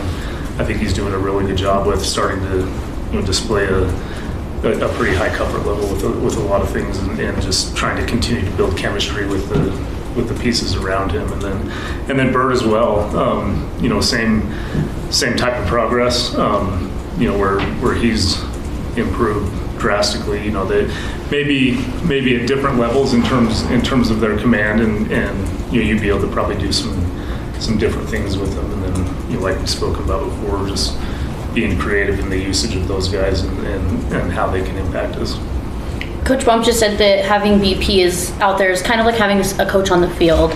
How have you seen maybe Braden help, bring the guys along, whether it be in the wide receiver room or just in the offense in general? Yeah, having BP right from the get-go, his experience in the system with a lot of the routes and the concepts and things like that, it pushed him into a leadership role. He took that on willingly, just wanting to help the guys around him, but his previous exposure to it, has paid dividends in terms of his play, and then elevating those around him as well. But it's good to see him get to that point, because he had to have Brady Boyd next to him last year telling him what to do. So, Coach, I'd be curious your thoughts on Dev's and Bird's ability to access and execute throws at each level of the passing game. Yeah, I think both of them really have a complete inventory. Bird's even specifically throwing on the move. I don't know that I've ever seen anybody better.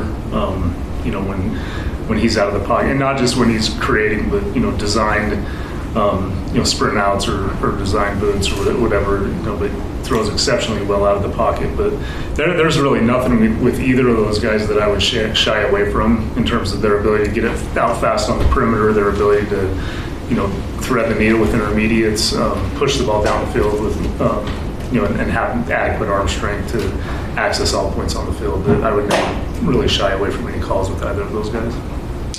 Coach, we've talked a lot about the passing game. How would you assess the progress of the running game, particularly run blocking, and then just how your backs are executing? Yeah, I think the backs are seeing things really well, and we've put Marky's done an awesome job with those guys. I think just the mindset that comes with being a ball carrier in that room, the culture in there. So when they have an opportunity to, they're running hard, they're running physically. You see Daniel Bray punching it up in there, being a smaller back, and so I love the mentality that they're playing with. We're trying to, kind of figure out how versatile they are with their skill sets in terms of putting them in different roles and how many we can utilize at a time. But I think, just like last year and previous years, we're going to need to lean on the run game. We're going to need to, be able to control the line of scrimmage and be able to control football games with the way we run the football and with the different elements that come with that. Joe, we'll have the last one. With the receiver room, who are some players that have really stood out there? Yeah, a couple guys that have done a great job. I think Larry Simmons has done an awesome job. He showed up right from the get-go, and didn't know a bunch about Larry, obviously, but was making plays right from the start. I think Creed Whitmore is the role that he's been playing in, kind of in the slot, a lot of decision making that comes with that position, and so he's done a really good job. Ricky Johnson coming in is a guy that's a young player, and when he's playing confident, I think he's a really dangerous player that has really good speed. He's elusive. But I would say probably those three guys specifically. I think Kyrie Scholes has really come along too. He's a very explosive playmaker. So if we just get him to the point in the system where there's a little bit better consistency, I think you have a really good group of guys there. All right, there you go. Kevin McGibbon, spring football rolling along up on the hill. Again, another reminder, if you're a Utah football fan and you're like, all I want to hear is Utah football, why are you talking NBA? I see your mentions. So go ahead to go to ESPN700sports.com for all of the sound from coaches and players that are provided. Appreciate Coach McGibbon and Coach Shaw taking some time. Colton Swan, we'll get to him a little bit later on. Okay, defensive coordinator Porter was able to catch up with him today. It is time now for the ESPN 700 Festival of Tees. That is powered by the Utah Golf Association. We're giving away rounds of golf from the best courses in the state. Listen to the OC show from 11 a.m. to 2 p.m. Listen to me from 2 to 6 for your chance to win each day from ESPN 700. Details can be found on ESPN700sports.com. Text now to win at 87. Oh, we're sending people to Eaglewood. Don't text. I'm just going to take the round. No, not allowed. 877-353-0700. We are sending you to Eaglewood up north, which is an unbelievable track. It's a really fun course. Here's what we'll do. 877-353-0700. There are reports surfacing that Live Golf is about to go under. Of all the Live Golf players, which one golfer would you love to see back on tour as soon as possible? 877-353-0700. If I asked you that question, Tiger's not on Live, so you can't say Tiger. Right. The one Live golfer, and you can't say Koepka, he's back. You can't say Patrick Reed, he's back. I know you'd say Patrick Reed because that's your guy. The one Live golfer, if this thing goes under and these guys are allowed to come back, who's the one Live golfer you'd want to see back on tour and why? It's a good question. I'd probably go John Rahm. Okay, that's a good one. That's a good one. I feel like he's probably the best one right now. That's ultimately my answer, is what guy could come back and create the most interest, right? Because Scotty Scheffler, Rory McIlroy, clearly the top two golfers in the world right now. There's some guys kind of waiting in the wings, but I just want to see the best golfers in the world. Yeah, and, I think Rahm's probably the answer. Yeah. What, Neiman? Joaquin Neiman? Pretty good player. Good player. Liv sold Joaquin Neiman as like their face. There was one Liv campaign that said better than Scheffler. Yeah, it didn't work out. Not true either. I might go DJ. I used to love watching Dustin Johnson play golf, but Liv has like destroyed that guy. Liv has also destroyed Cameron Smith too, by the way. So John Rahm is the number one ranked Liv player. I think that's the answer. Can we just keep Bryson at Liv, even though it's folding? Can we just be like, you can have Bryson. Nobody wants him back. You can keep him. Live in some YouTube. I know the young YouTube folk love Bryson. I can't do it, man. I'm kind of with you. I built an iron using a 3D printer. Yeah, and you didn't make the cut, you goob. I did like that, and I think you dislike him more than I do. But I will say the one thing that irked me maybe more than any of this is, and I think you mentioned it with Paul on the show, he once said that Augusta is like a par 66 or something. He said 67, but yes. His career average, to be clear, is I think 73. There you go. I've told you my personal opinion with people like Bryson DeChambeau. They don't have a friend who can call them and say, shut your mouth. Don't. It's a bad idea, dude. Or don't wear that hat. Yes, anything. Anything. I told you, like, I try to be that guy to some of my friends. I had a buddy show up wearing a fedora to dinner. I told him he couldn't sit with us. Perfect example. I went full Regina George, dude. I'm like, or I guess that was Gretchen Wieners. Like, you can't sit with us. I'm not eating dinner with a man who's wearing a fedora, and he had a matching scarf.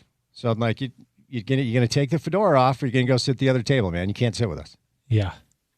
You gotta really be able to pull off a fedora. You gotta look like Gordy Chiesa. Or like a mob boss. Yeah, Gordy could probably pull it off, but Gordy could pull anything off. Gordy pulls the scarf off wonderfully. I'm of the opinion that no man can pull a fedora off. You might be right.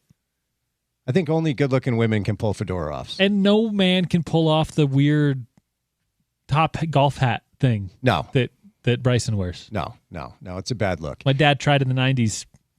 You know, you're just trying to find yourself. But whether it's your father or Bryson or anyone, you got to have the guy in the friend group that can grab you by the shirt collar and say you're taking the fedora off, man. You're embarrassing yourself, and you're embarrassing your family is what it comes down to. That's what it is. Yeah. Got to have that guy. Do you have that guy in your friend group? Yeah. Okay, good. It's important. Now, I would imagine Summit County friend dinners, we're talking belt buckles, aggressive belt buckles, yeah?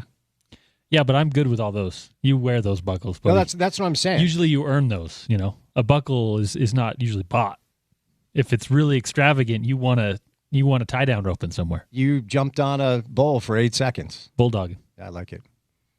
Anti-fedora, this show is, you know what? I'm going to go out on a limb and say at one point Pablo Mastroeni tried to pull off a fedora. He might be able to, though. He seems like the type of guy that at least tried. Should we You ask saw him? that mustache. Yeah, great mustache back in the day. We'll catch a break. It's game week for RSL. Lionel Messi is being sued for an event that he didn't show up to. Really hoping he shows up to the one that's scheduled to be here not too long from now. So we'll bring in Pablo coming up. We'll get back to some Utah football sound and then get to the 5 o'clock hour of the show on a Wednesday right here on ESPN 700.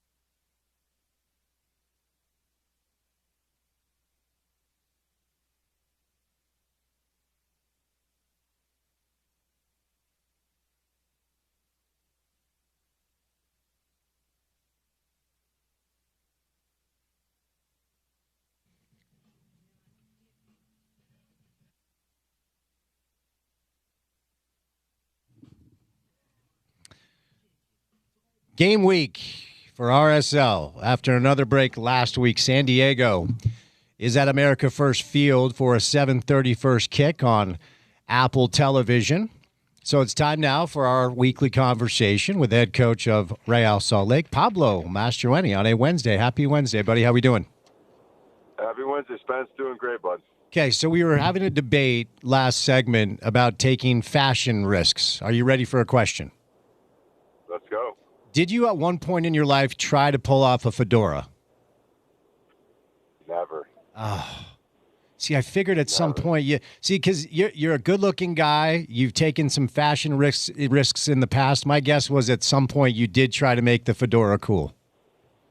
Well, you know what? If there was a time, it was probably when I had the dreadlocks. Yep. I think that would have looked good and stylish, a little bit like Lenny Kravitz, maybe. See, that's what I was thinking. Days are long gone. Yeah. Okay, the answer may have been dreadlocks. What's the biggest fashion risk you ever took? Was it dreadlocks? Yeah, I think so. Okay. And there was a photo shoot back in 2002 that comes up every few years. Oh, I know. Yeah, that was about as egregious as it gets. Was Dunny a part of that photo shoot as well? Do I remember that correctly? No, Dunny wasn't. Clint Mathis was. That's right. No, that's right. That's right. How would you describe? I would say your style on the sideline now is comfortably presentable. You look like you're always very comfortable. That's my goal every day, just to be comfortable. How would you describe your style on the sideline? I like that. Yeah, I like that. That sounds great. I mean, footwear for me is everything. You know, very few times will I wear dress shoes just because you're walking around and you're pacing around. So it's always some type of sneak with, pants. And then, lately I've been using a blazer, sport jacket, sport coat. And I think I have to up my game a little bit. Well, not up my game. I just need a bigger repertoire now. As things are going all right, so I want to keep the vibes going. Do you pick the fit, or do you get feedback from your lovely bride? Does somebody help you out? It's crazy. This last time, it was a premonition. The night before, as I was going to bed, I just had this. I don't know why I was in my closet in my head, but I picked out. There's the cardigan with the sport coat and pants, and I was like, yeah, I'm gonna look at that tomorrow, and it ended up working out. I got a lot of positive feedback, and again, the only negative with that is that the expectations continue to go high, but I guess we're in that space anyway, so might as well enjoy it. You sure are, and we'll get there in a moment. Do you guys have any? The NBA once upon a time had a dress code for coaches, and COVID killed that. So now they're basically wearing sweats on the sideline. Is there an MLS guideline that you have to follow as far as your dress on the sideline? No, there isn't. A lot of coaches, and it's been historical as far as coaches wearing just the tracksuit on the sideline. Some coaches in Europe, until recently, were wearing cleats with their tracksuit, which was always interesting to me. But it's very personal. There's no dress code. The only thing is that it can't compete with Adidas because the league is sponsored by Adidas. So anything that competes with it, we get in trouble for. Well, Pablo, that's our time, bud. You be good. We'll chat soon. Just kidding. We'll actually talk a little soccer. What'd you guys use this break for? This little window, this little early season break. What sort of initiatives did you look to get accomplished? Yeah, I think it's again just after every game we get together as a staff and front office, and we talk about the areas where we need improvement. We've used this break for set pieces on both sides of the ball. And last game we didn't concede a set piece, so that's positive, but we also didn't score one, right? And so still waiting for that first set piece goal. So we spent quite a bit of time. And again, I think set pieces are like penalty kicks, right? You can train them in training. There's nothing on it. And so we've decided to add a little bit of money on it. We call it money ball, where the guys, when we're training set pieces, the idea is for one team to try to score a goal, and if that team scores, the defensive team each player puts $10 in the player kitty, and it's amazing what $10 with these guys will do as far as the mentality to go defend and more importantly to try to attack. So just finding little bits of time in the different phases where we need to continue to improve upon and finding ways to make it competitive so it mimics the game. Look, I know MLS isn't the NBA or the NFL, but can we get more than $10 in the kitty? It seems like we could do a little bit better than that, Pablo. Well, listen, it's not my thing. I asked the players to come up with a number they felt was okay for everyone, and they came up with $10. So, all right, and that's per CBA policy, right? We can't be asked. We can't make these players spend any money, right? That's not in the books. But if they hold themselves to that standard, that's a different story. I see. Are there?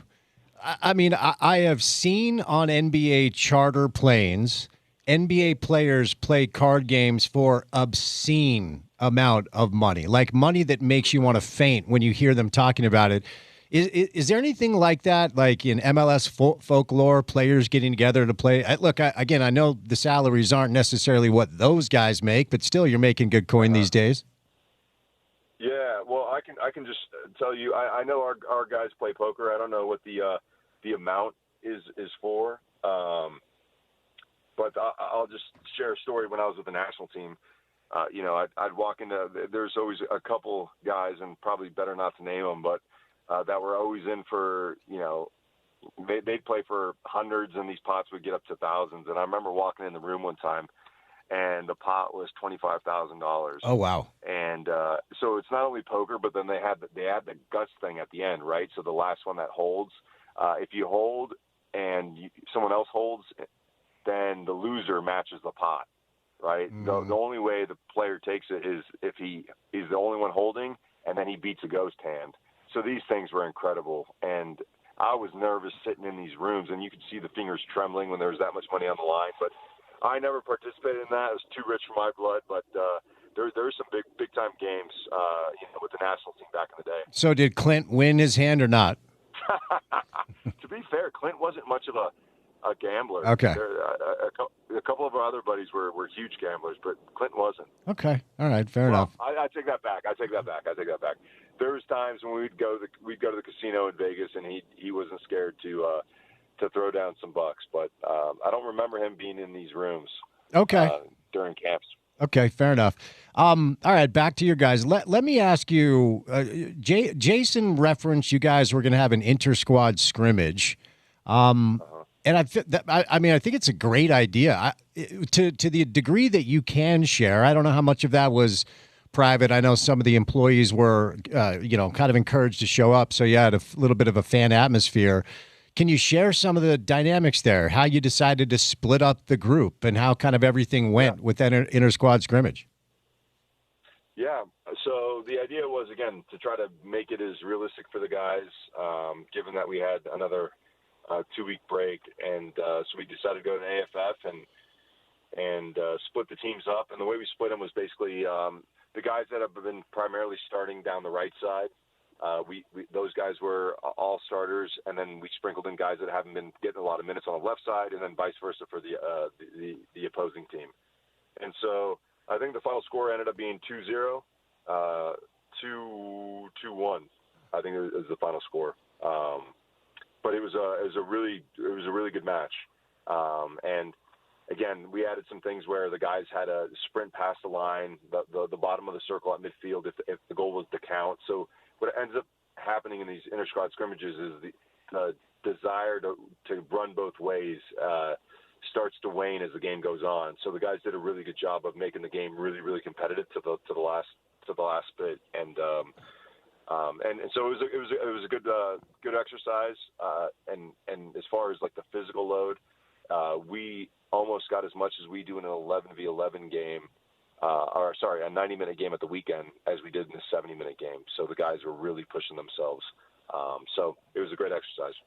You always see in practices, when teams decide to scrimmage. In the NFL, they do these things where they kind of break up training camp, where the Patriots will go do a 3-day thing with the Giants, and you see a lot of fights, a lot of skirmishes, a lot of guys getting competitive. I mean, look, I know your group is very well connected, but there are a lot of players that have played really well early on that deserve minutes, and a lot of players that are coming back getting healthy that probably believe that they're entitled to minutes as well. Can you help us understand kind of the fever pitch, the tone of the competition? What is that looking like both in the inter-squad scrimmage and then just in regular trainings?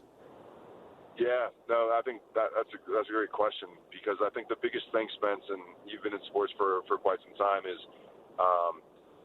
when you're winning, you do very little motivating or incentivizing, right? Because I think that's the secret sauce. Is now the guys know that when you're winning, the guys that are currently playing a lot of minutes are doing what's being asked, but more importantly, are finding ways to get results.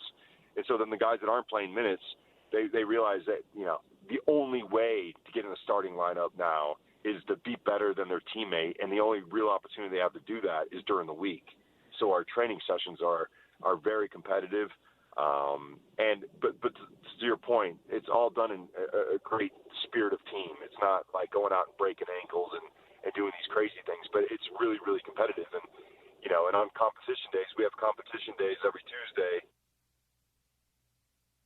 As coaches, are often refereeing the exercise, whatever the exercise is.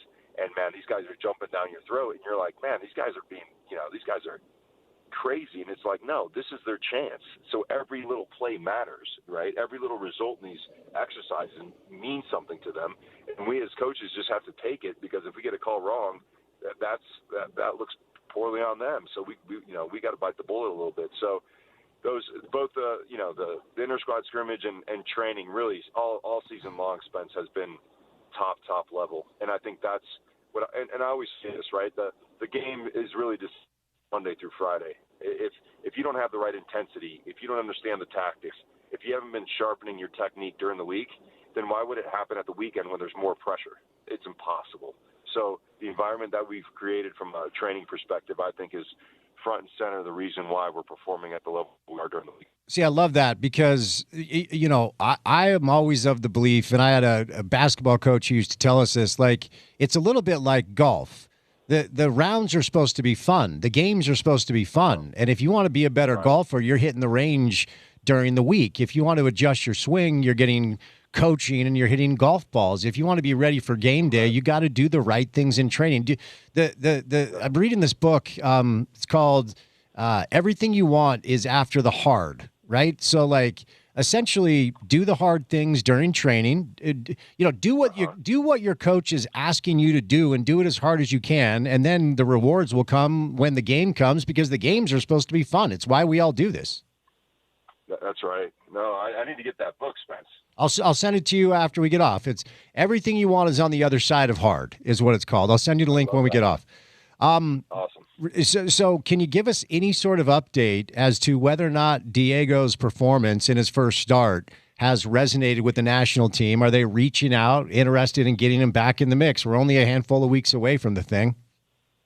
Yeah, no, we talked about it. Kirk came down yesterday and was asked me if I'd heard from anyone on the staff, and I hadn't, and no one on the club has. And I just think it's a way that, Mauricio Pochettino does his business. He wants to keep his cards close to his vest. I'm sure there's a lot of people that want to know, and he maybe wants to see a little bit more from everyone and let that kind of time dictate, the guys that maybe are on the cusp.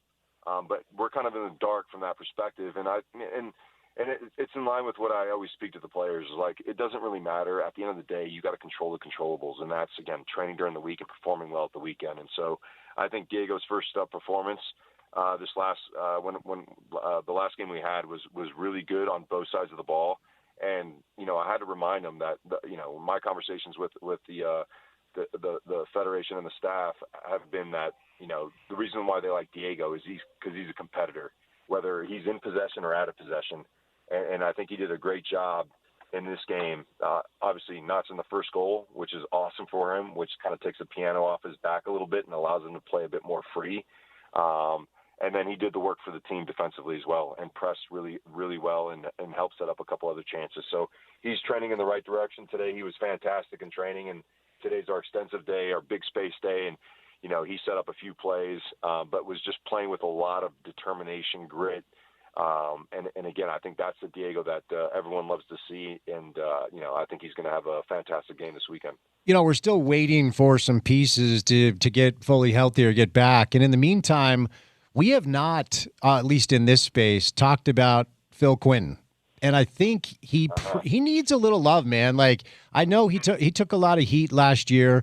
If you're a defender, it's a tough deal because if you make one bad error, one bad giveaway, it can turn into a goal, and goals change games, as you always say. I think Phil Quinton has been among your best defensive players this year. Give me your thoughts. Yeah, you're spot on, Spence. It's really interesting because I had a lot of conversations with Phil in the preseason. And I'll share it with you just because it's a powerful thing. And he was bummed out because he wasn't with the first team a lot in preseason. And I said, Phil, like, you know how this game works. Something happens, you have to be ready for your opportunity. Like, we can talk about what we wish to happen and all these different things, but the most important thing is that you're training every day. You get an opportunity and you don't give it up. And as the universe would have it, I think second game in, got his opportunity with DeAndre out, and he's been a stalwart back there. I mean, he hasn't put a foot wrong. He's been, vocal in training, communicating during the games, just making great decisions, chasing fast guys down from distance. His box defending has been excellent. And so it's just it's tough because oftentimes, like you said, when you're not playing, there's a lot of things to look at that aren't going your way. But in a split second in this game, your fortunes can change. And I think Philip was in the right headspace, was prepared for the moment, and since then, he's been a leader on that back line. What's the current status of whether it's DeAndre or Sanabria? I understand Jay Glad took a bit of a knock, and then we're still waiting on the Arias kid too, right? Where are you at with the health stuff now? Yeah, so Jay is going to join the group full tomorrow. Was out for a while with a knee injury that he suffered in our last game. Dre's been training this week and looked good. So, again, I think now we're into the choices, and it's about, the guys that are doing well. And like you just referenced, Quentin took over for DeAndre when he got injured. So, I think it's Phil's position at the moment.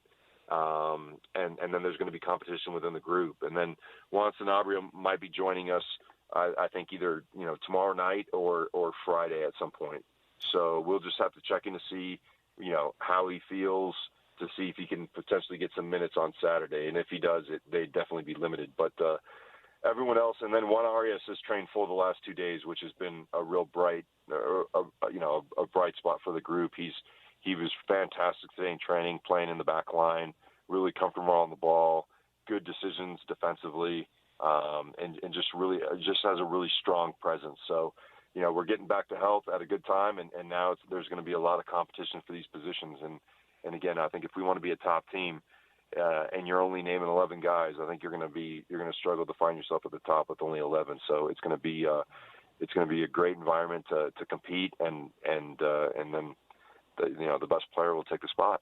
How do you balance that when a guy like Phil has been so good, but DeAndre might be your first choice, or whoever, I have no idea your first choice would be, or a guy like Sergei Solins who has scored 3 goals and has hit the crossbar 7 million times, but you got Olatunji there that might, like, how do you balance those decisions when a guy is hot and playing well, but maybe your perceived first choice is now back in the mix? Yeah, well, thankfully we've come into a 3-game week, and typically you don't say that because it's really a drag. But I think with the group that we have, it gives us opportunities to expand playing time for a lot of guys that haven't been playing when we're going week to week, or we have these 2-week breaks. So, I think Victor will get a run, Dre will get a run. We'll look at some guys that that haven't been playing, and I think it's ideally in these 3-game weeks you have freshness, but oftentimes if you go to the fresh, you're also probably not putting your first line group out there. Where I feel now we can go fresh and still have our first line group. So it is a tricky thing, and I think to answer your question, Spence, I think the most important thing is to constantly communicate with those guys. So like Victor, Dre. It'll be really important for me to, and I've been talking to Victor, and the great thing with Victor is he's aware that the player in front of him is doing really, really well. Like, so as long as you can acknowledge that, then it becomes a coach's decision. If he can't acknowledge that, then he's probably, it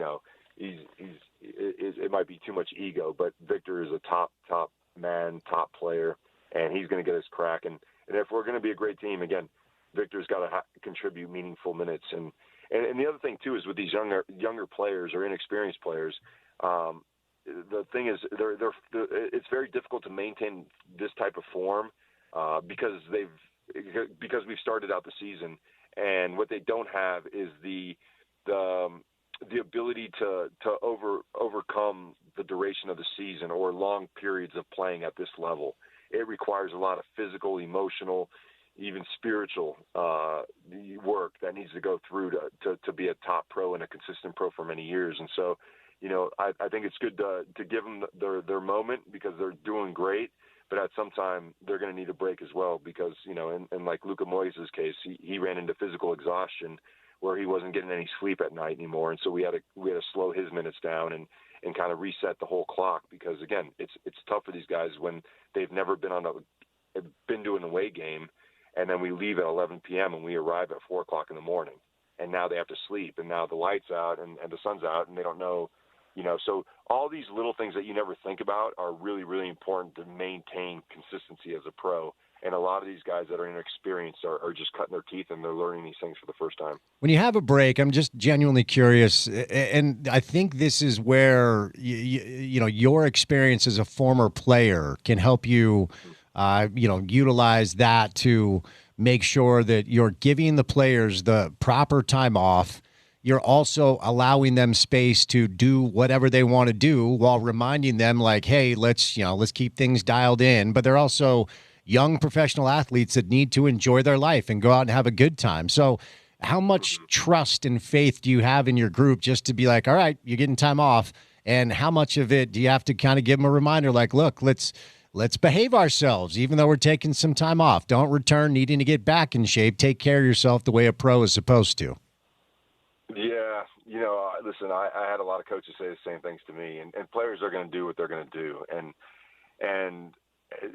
so I think what we've done as a staff, including our performance department, has been to make sure that we don't compromise where we're at in the season.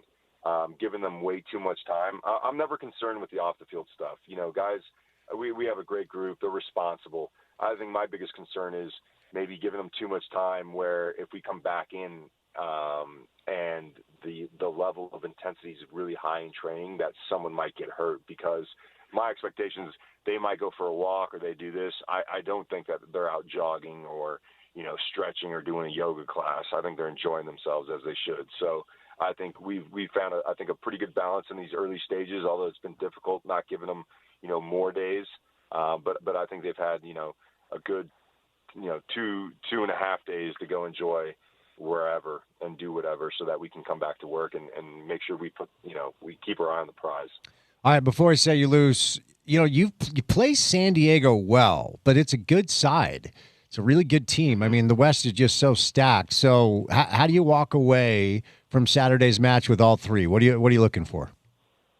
Yeah, I think it's going to be, again, I think defensively we've got to be able to put pressure on them whilst not giving them anything behind our back line. And I think when we went there, we did a really good job of that. The one ball they got in behind our back line was our undoing by fouling them and then turning our back to the ball and not getting set up. So I think defensively, if we can disrupt, because, again, they're very dogmatic in the way they want to build. They're going to do it at all costs, and in doing so, they give up some balls that are close to their goal, and we can capitalize in transition. So that'll be a big part of it. Offensively, and this is what we talked about today a little bit, and if we have a lead, is how do we gain more control in our game with the ball? Because they're going to give us transition moments, but if we keep taking them even with a lead, we're just creating chaos for ourselves because they're really good in open space as well. So for me, this game is going to really be a battle of transition, and the team that handles defensive transition and attacking transition the best will come out with the points. So hopefully, we've been focusing on it. The guys have been doing great, all season long in this phase. So I think it's about really focusing and being one game better than we were the last time we played them. Good stuff, my friend. Best of luck as always. Thanks for the time. Be well, okay? All right, Spence. Appreciate you, bud. Take Okay. care. Pablo Mastroeni. RSL is back at it coming up on Saturday against San Diego at America First Field. 7:30 first kick, can be seen on Apple TV. Go to rsl.com if there are any tickets available. They've been selling the place out, and it's looked really, really good. And, of course, next Wednesday, a week from today, today's Wednesday, Lionel Messi is in town. That's right, a week from today. So Miami is playing in Colorado this weekend. So let's hope our guy stays healthy. There's this permeating fear throughout the course of folks at RSL that he will not be here. It has happened before. That's part of the deal. So rsl.com is where you go for more information. IFA Step 1 Crabgrass Preventer and Lawn Food gives your turf a strong start for months of thick emerald grass that will leave your neighbors green with envy. It provides a fast green up, helps your grass build up the energy it needs, and it defends against weeds. IFA online at ifa.coop or stop by one of their neighborhood locations today. All right, time now for our ESPN 700 Festival of Tees, powered by the Utah Golf Association. We're giving away rounds of golf to the best golf courses in the state. Certainly doing that today because we're giving it to Eaglewood Golf Course. We're sending you to Eaglewood. It's a great track. Listen to OC from 11 a.m. to 2 p.m. Listen to me from 2 to 6 for your chance to win each day.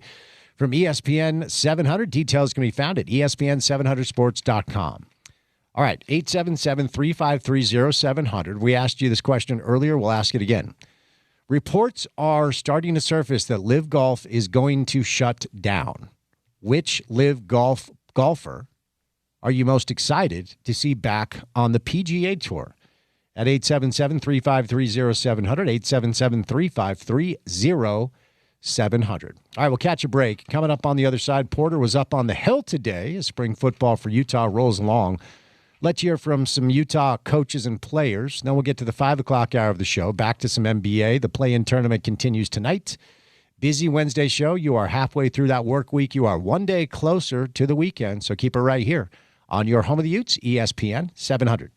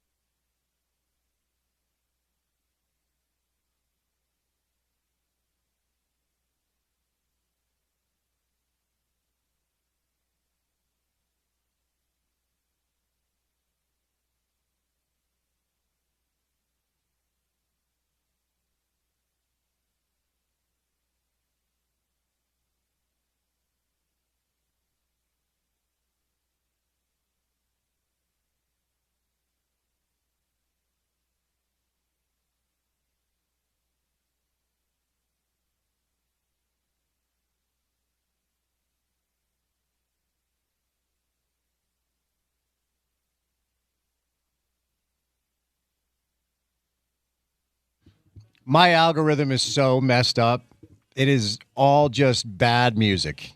It's horrible music. It's horrible music videos filmed by amateur people that think they're going to make it big but have zero talent. It's all I get now. You do know how the algorithm works, though. Please tell me, because I like to fix it. You're feeding into it. No, it's because you sent me videos. I sent you a couple videos. Yeah, and since then, how's our girl doing, by the way? The one that you sent me, do you still see her stuff? No. Oh. See, I don't feed into it.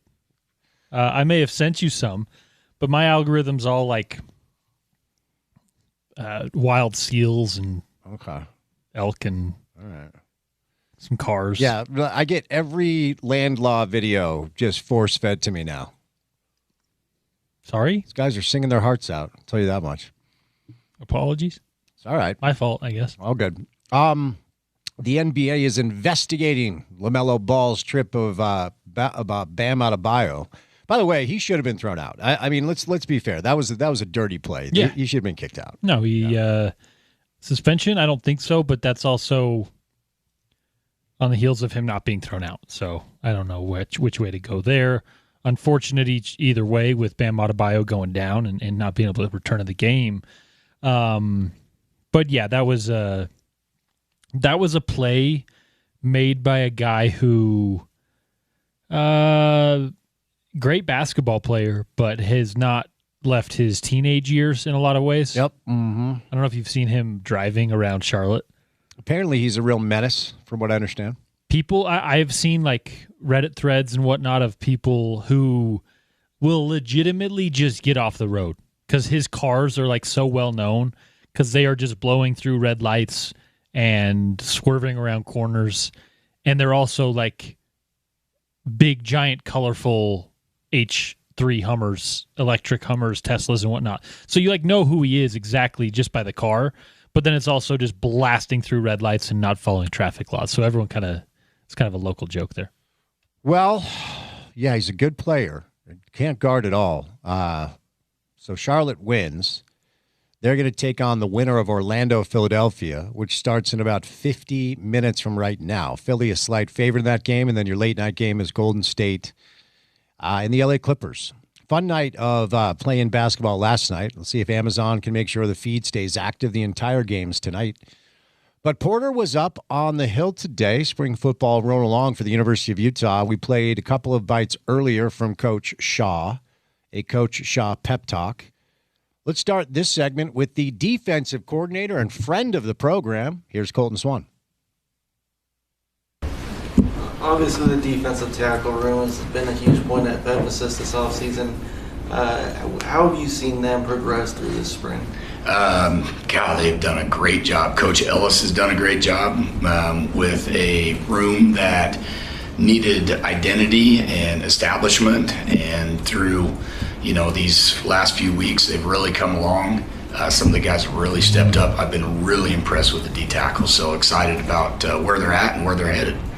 Looking at your own room, just what have you seen from Cyrus Paulu this spring that gives you some confidence as you guys head into the summer? Yeah, I think not just Cyrus, but all those guys that are in there are working to get better. Cyrus has had an exceptional spring and has done some really good stuff, given us as coaching staff confidence and trust, which is big. And he's done well, but in lieu of him, the rest of the room has done a fabulous job.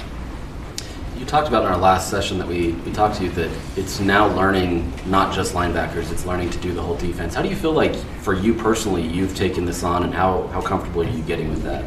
It's been great. It's been, everybody when they take on a new job and responsibilities and you're that haven't been accustomed to in a few years. And so it's an eye-opening experience. It's fun. It's awesome. It's great development for myself. And it's been really good. I work extremely well with our defensive staff, which is a huge point of emphasis, and I think all of us are pulling in the right direction. I think they, as a staff, they really trust, my coaching points to them, and I think that we can collaborate and find the best solutions. So I think our working relationship overall has been great. My defensive coordinator role has been awesome. Just my relationship with other defenders on the team besides the linebackers has grown, and I think that's huge. I love those relationships, and we'll continue to grow those with not only the coaches but the players. Last year there were some inconsistencies in tackling. This year, as you go into this, I know it's spring, so it's hard to get a full sense of that, but do you feel like you've made that improvement, and has that been an emphasis for you guys, and how's that kind of gone? That's a very good question. That has been. Tackling is a huge part of what we do defensively. Running to the football and tackling is the majority of what you do as a defender. And so that's been a huge part. And I challenged the guys at the very beginning of spring ball. I said, hey, when an offensive coordinator turns on the film, I want him to see this type of player, a player that plays extremely hard, a corner that runs on the backside, a safety that runs on the backside, a defensive end who's away from the play that runs. I want him to be able to see guys running to the football. I want him to see how smart we are as players. He throws a motion at us, he throws a shift, he throws a different formation, and our ability to adapt and adjust to those types of things. So I want to see, players that play hard and players that can do it very smart and do it with great technique. Defense, like I said, is a lot of running to the football and tackling it, right? But a lot of what we do at the same point is having good pad level, all right? Being able to have that vertical leverage that we talk about in the inside hands. And that's been a huge point of emphasis, and I think the guys have really bought into it. Morgan has talked at points this spring about the corner group and how, a little bit more needs to come from that group throughout, the summer and stuff. Just what are your assessment of the corners that you guys have so far? I think they've made huge strides. There's a lot of new faces in that room, as we mentioned, and so I think they've made huge strides. They're going to continue to grow. Coach Shaw is one of the best in the country at it, and I know the guys are very willing and eager. They got a great work ethic, great mindset to it. They have that get better mindset, and so they're constantly every day working towards that. And you look at it from top to bottom. I think we got very good players in the room. I think we got a lot of depth, but I think we can always get better from a technical standpoint, and I think this summer is going to be huge for that.